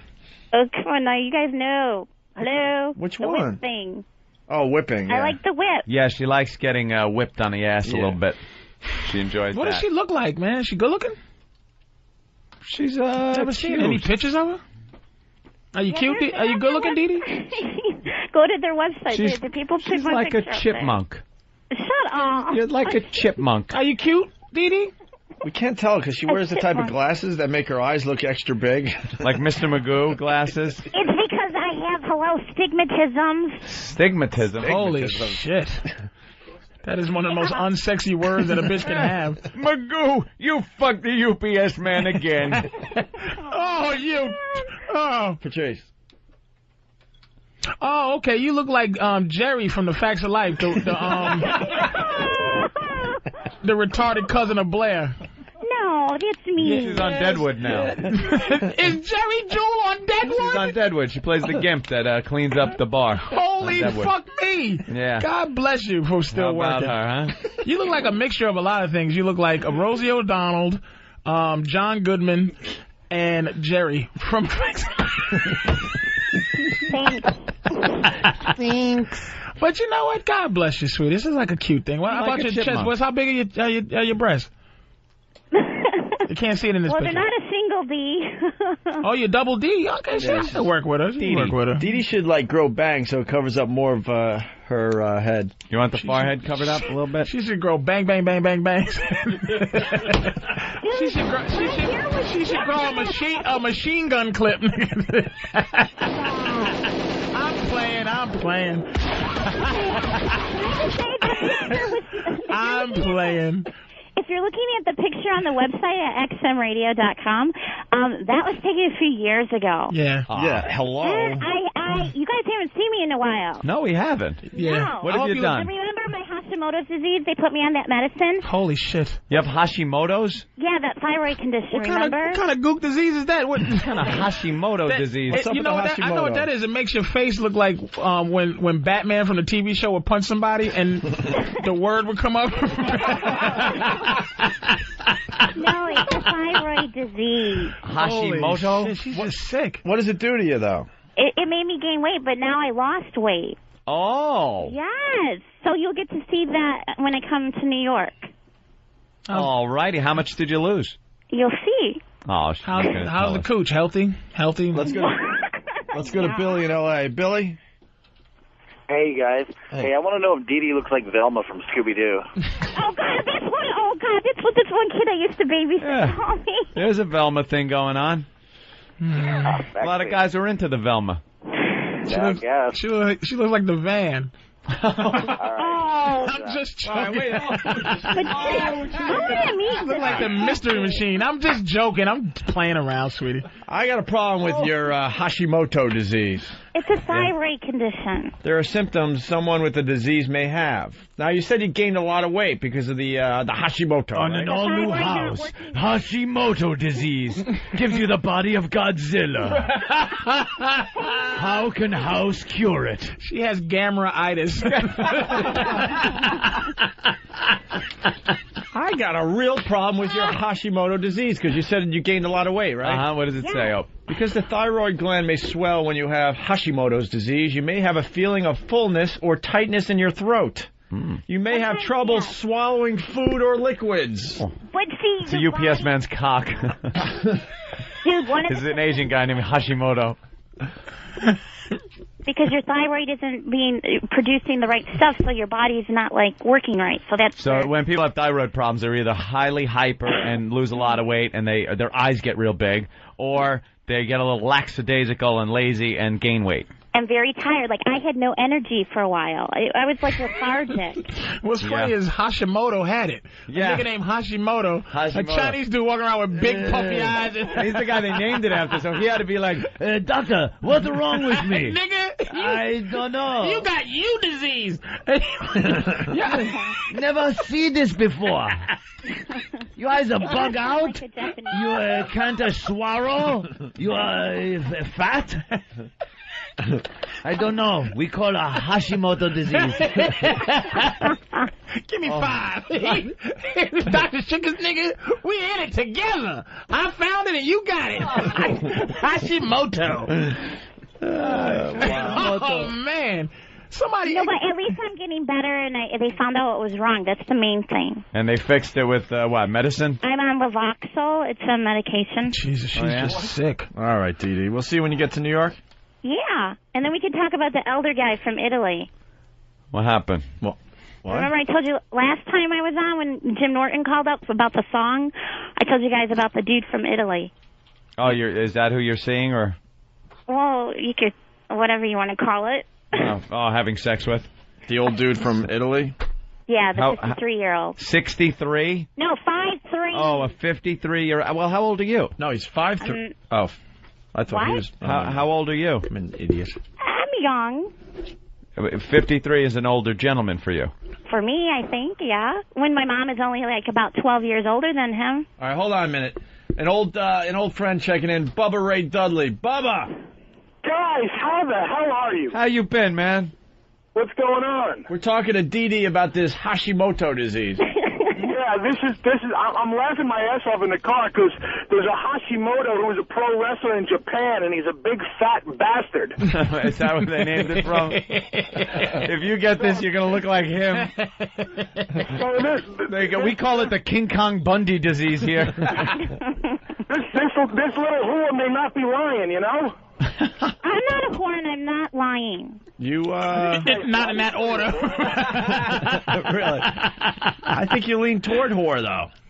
Why? A little bit. You're a little slutty. That's good, though. You're a little... I'm not in a relationship. You gotta get your needs met, so, you know what. It's all right. And, you know... Oh, my God. How would you like to roll over and listen to that voice every morning? Why not? John Carr did.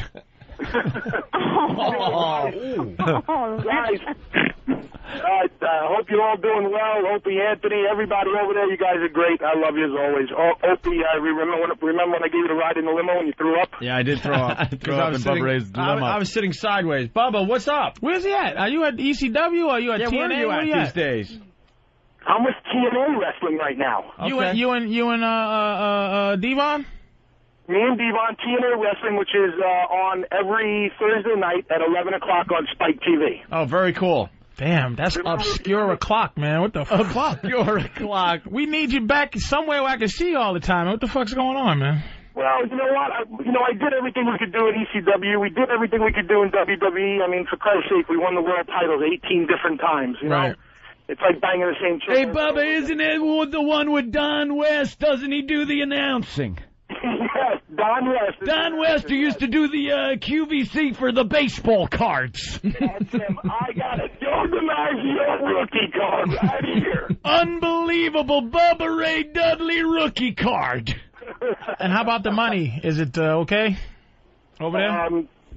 Knock on wood, thank God money's not an issue right now in my career. Good man. I'm a big fan. That's why I'm asking. That's I don't nice. want to. You got anti-Semitic money? we were talking about that. If you got enough money to just blurt something anti-Semitic out in front of the whole world and still be okay, that's money.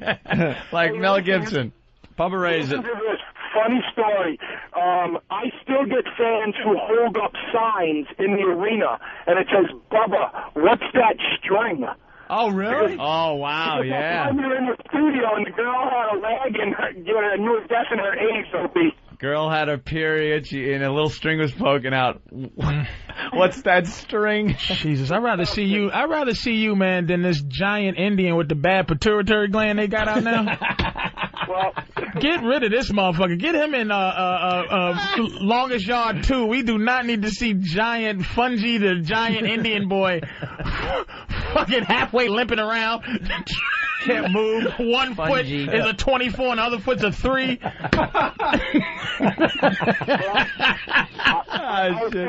appreciate that. I'm sorry. I know it's the fraternity, man. I don't want to, but I'll say it. I'm a fan. Jesus Christ. I'm tired of his face. I'm a fan of yours, too. You make me laugh, man. You guys are all funny. All four of you guys are funny as hell. Except when you bring Taz on the show. He totally brings it down. Who does? Taz. Oh, Taz. You got... Oh. He sticks up for you, buddy. No, I know. Taz is my good friend. Next time you're in New York, please stop by.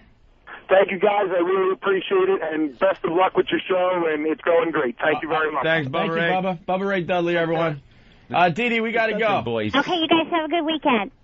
Have you seen it? Thank you. Do you watch wrestling at all? Have you seen this new guy?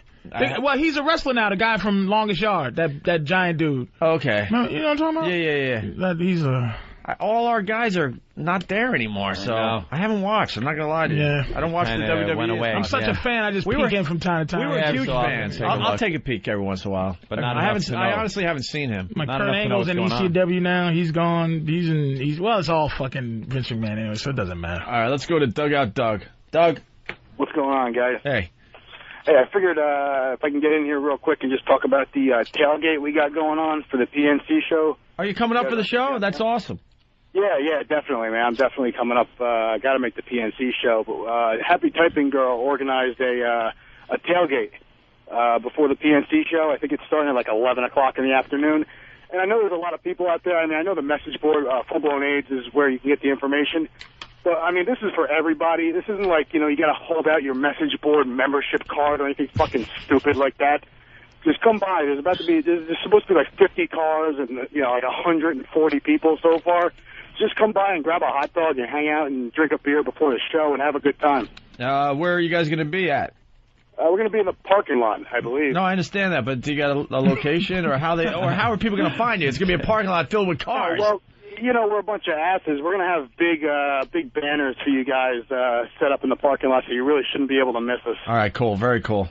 So you can hit that up, and this weekend is in Hartsdale is our softball game we're having. So if anybody wants to come out to that, there's more information on Full Blown AIDS about that too. But New York versus Boston.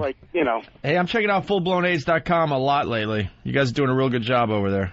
We're trying to continue the OA experience. OAexperience.com works too for people that are at work and don't want to type Full Blown AIDS. All right, very good. Thanks, Doug. Have a good vacation, gentlemen. Yeah, we'll see you guys a week from tomorrow. Wow. All right. British plane lands in Italy after pilot reported suspected bomb on board. Oh, you know what that'll turn out to be? Someone dropped a Q-tip in the aisle. They had Q-tips and mouthwash. That's what it was. Well, a suspected bomb on board a British plane. Blah, blah, blah. Stop. Hey, before we get out of here, where's that story about the HIV thing? Researchers link music tastes to HIV. More field research, my friend. This is fake research. This is backwards research. Again, we point this out all the time. When they say, do you know the highest growing population, the fastest growing population of people getting AIDS are now the elderly? Can you believe that? It's the elderly. Yeah, and they had them in 1970 when it first came out. No, because you look, and the way they have it is like 4 old people have AIDS. And then, like, the next year, like 6 old people get AIDS. And they go, wow, it's just jumping by leaps and bounds. That's just like the movies when they go, the #1 horror film. Nigga, it's the only one out. Yeah. And this research is all skewed. Yeah. They say it was so. If you put certain different music on, you're less apt to get the disease. No, there's lifestyles that people lead where they listen to certain music. And the lifestyle they're leading, if you listen to hip-hop, you're leading more of a lifestyle of unprotected sex with multiple partners. But they're defending hip-hop in this stuff. How are they doing that? There's no way to defend it. Don't make me put my helmet back on. It says U.S. boys hooked on gospel, techno, and pop are more at risk of HIV infection than devotees of other musical styles, including bling-bling hip-hop. Why is that? According to a new study. Bling-bling hip-hop. U.S. boys hooked on gospel, techno. Well, techno you can see, because there's a lot of, like, probably because gay. That music is made. I'd say gospel, techno, and pop, you'd get more gay guys. Well, techno, that music is made for ass you gotta sex. be careful, though. Why is that? That's you're stigmatizing a group. Yeah, gospel music, though. Yo, I got my dick. Yo, nigga, you know what? I caught something, man. I caught a bad one. I got my dick sucked at the Pavarotti concert, nigga.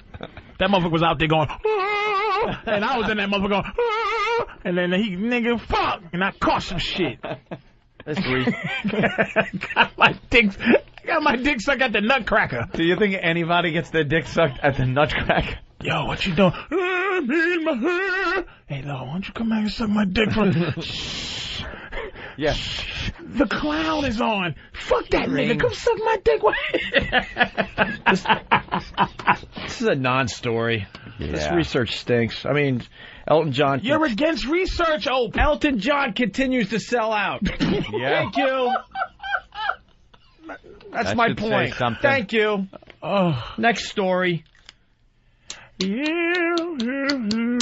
The music industry often says there's no connection between music and sexual behavior, but hundreds of young men interviewed in New York this year fiercely disagreed, said lead researcher, blah, blah, blah, blah, blah, blah, blah, blah. I'm not buying it.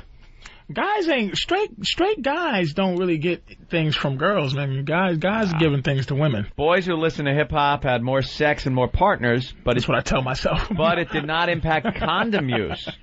Make me feel better about myself. They found boys who listen to hip hop music were more likely to have vaginal intercourse and more partners. But boys from church or New York club scenes, techno pop, blah blah blah, took the most sexual risks.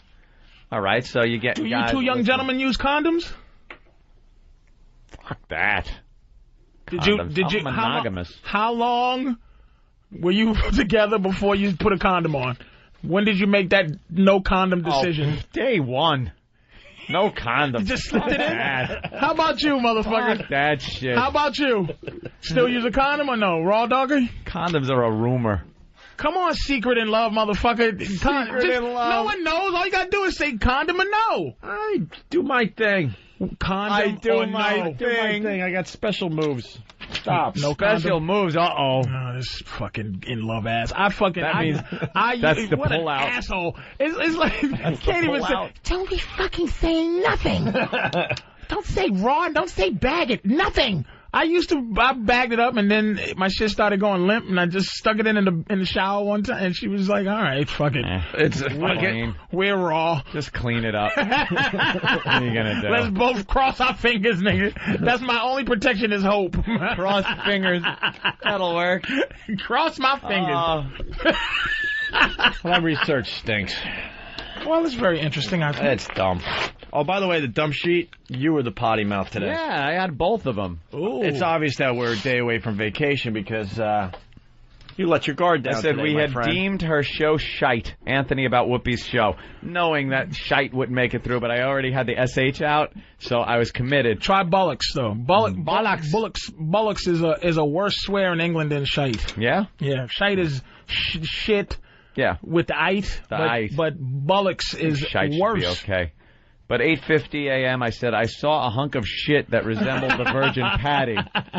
Anthony forgetting he wasn't at XM yet. That's what Al wrote. That was really good. But it is weird, and I swear to you, it is the truth. When I'm turned around 180 degrees at the FM studios looking that way, I forget where I am.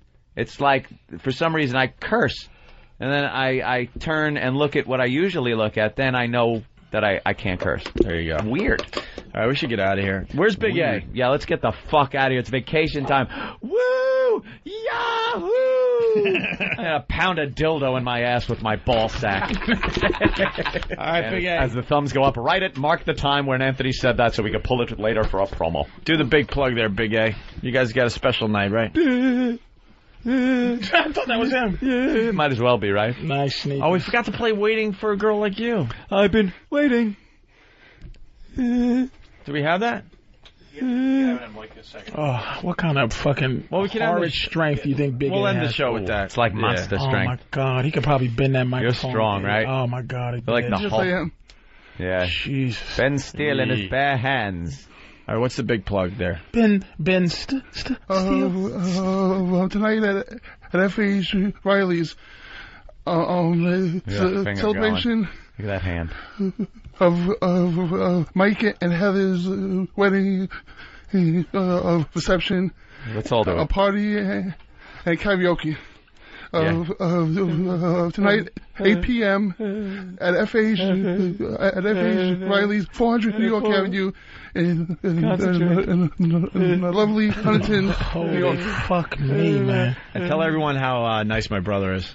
Because everyone, the rest of my family gets a bad reputation because of me. Actually, you got a Zapruder film this fucking plug. Actually, the bread is very The film nice. strip is stuck. What? Actually, he likes the bread at the place or something. What? Actually, I said bread is very nice. Yeah. And so is Brother Elmo. And did he say the bread? Bread, my brother. Oh, your brother. Bread. Yeah, the bread's good too, though. Right? Of course. What? So what's going on? I have no fucking idea. I don't miss it. It's a big plug because they had their first date at F.H. Riley, so you're going back. So tonight is the tonight scene of the crime there. Yeah, F.H. Riley tonight. Dude, Master Pose, the Master Ceremonies. You guys better get audio for when we're back from vacation. That plug should be bashed up your ass with your own ball sack. Yahoo. And then, like, Dawn is singing a song with Master. It's going to be a wonderful duet as the wedding song, sung by none other than Master New York, Poe and my sister Dawn. Where's the address? New York Avenue. In Huntington. In Huntington, what is that? There on Long Island. Long Island. Suffolk County. We'll have to get you out there sometime, Patrice. Right there. All right, what else? Drew Boogie, thanks. Oh, sure. Drew, bang up job again. Thank you, sirs. Fantastic. I'll see you at the party. Oh, yeah. A week from tomorrow, PNC. You're at the party, Yes. Richter. The comedy show. The comedy tour of 2006. Well, it's the only comedy tour of 2006. So. The number one comedy tour. Is it, well, what's the other ones? None. There aren't any. Tickets still available. There's going to be tailgating. There's going to be Drew Boogie doing his thing in between the comics. Ant and I got some stuff. You doing Dice Gay down there? What do you mean am I doing? He might show up. Oh yeah. I'm sorry. I didn't mean to tear down the eighth wall there, but Jesus, Opie. Also, we got some videos we're going to play. We're going to play our new commercial down there for the folks. You can check it out on opieandanthony.com if you want. And Patrice, Caroline's, yes, let's plug that. 24th, 25th, no, 24th, 25th, 27th. So next weekend, except for Saturday, because I'm doing the PNC show. Yeah, very good. They're calling them Master Polando and Dawn. Polando and Dawn. We got Big A singing Waiting. Is it Waiting on or Waiting for? I've been waiting for a girl like you. For? Yeah. All right, we'll just do the song. This is Big A when we first met him.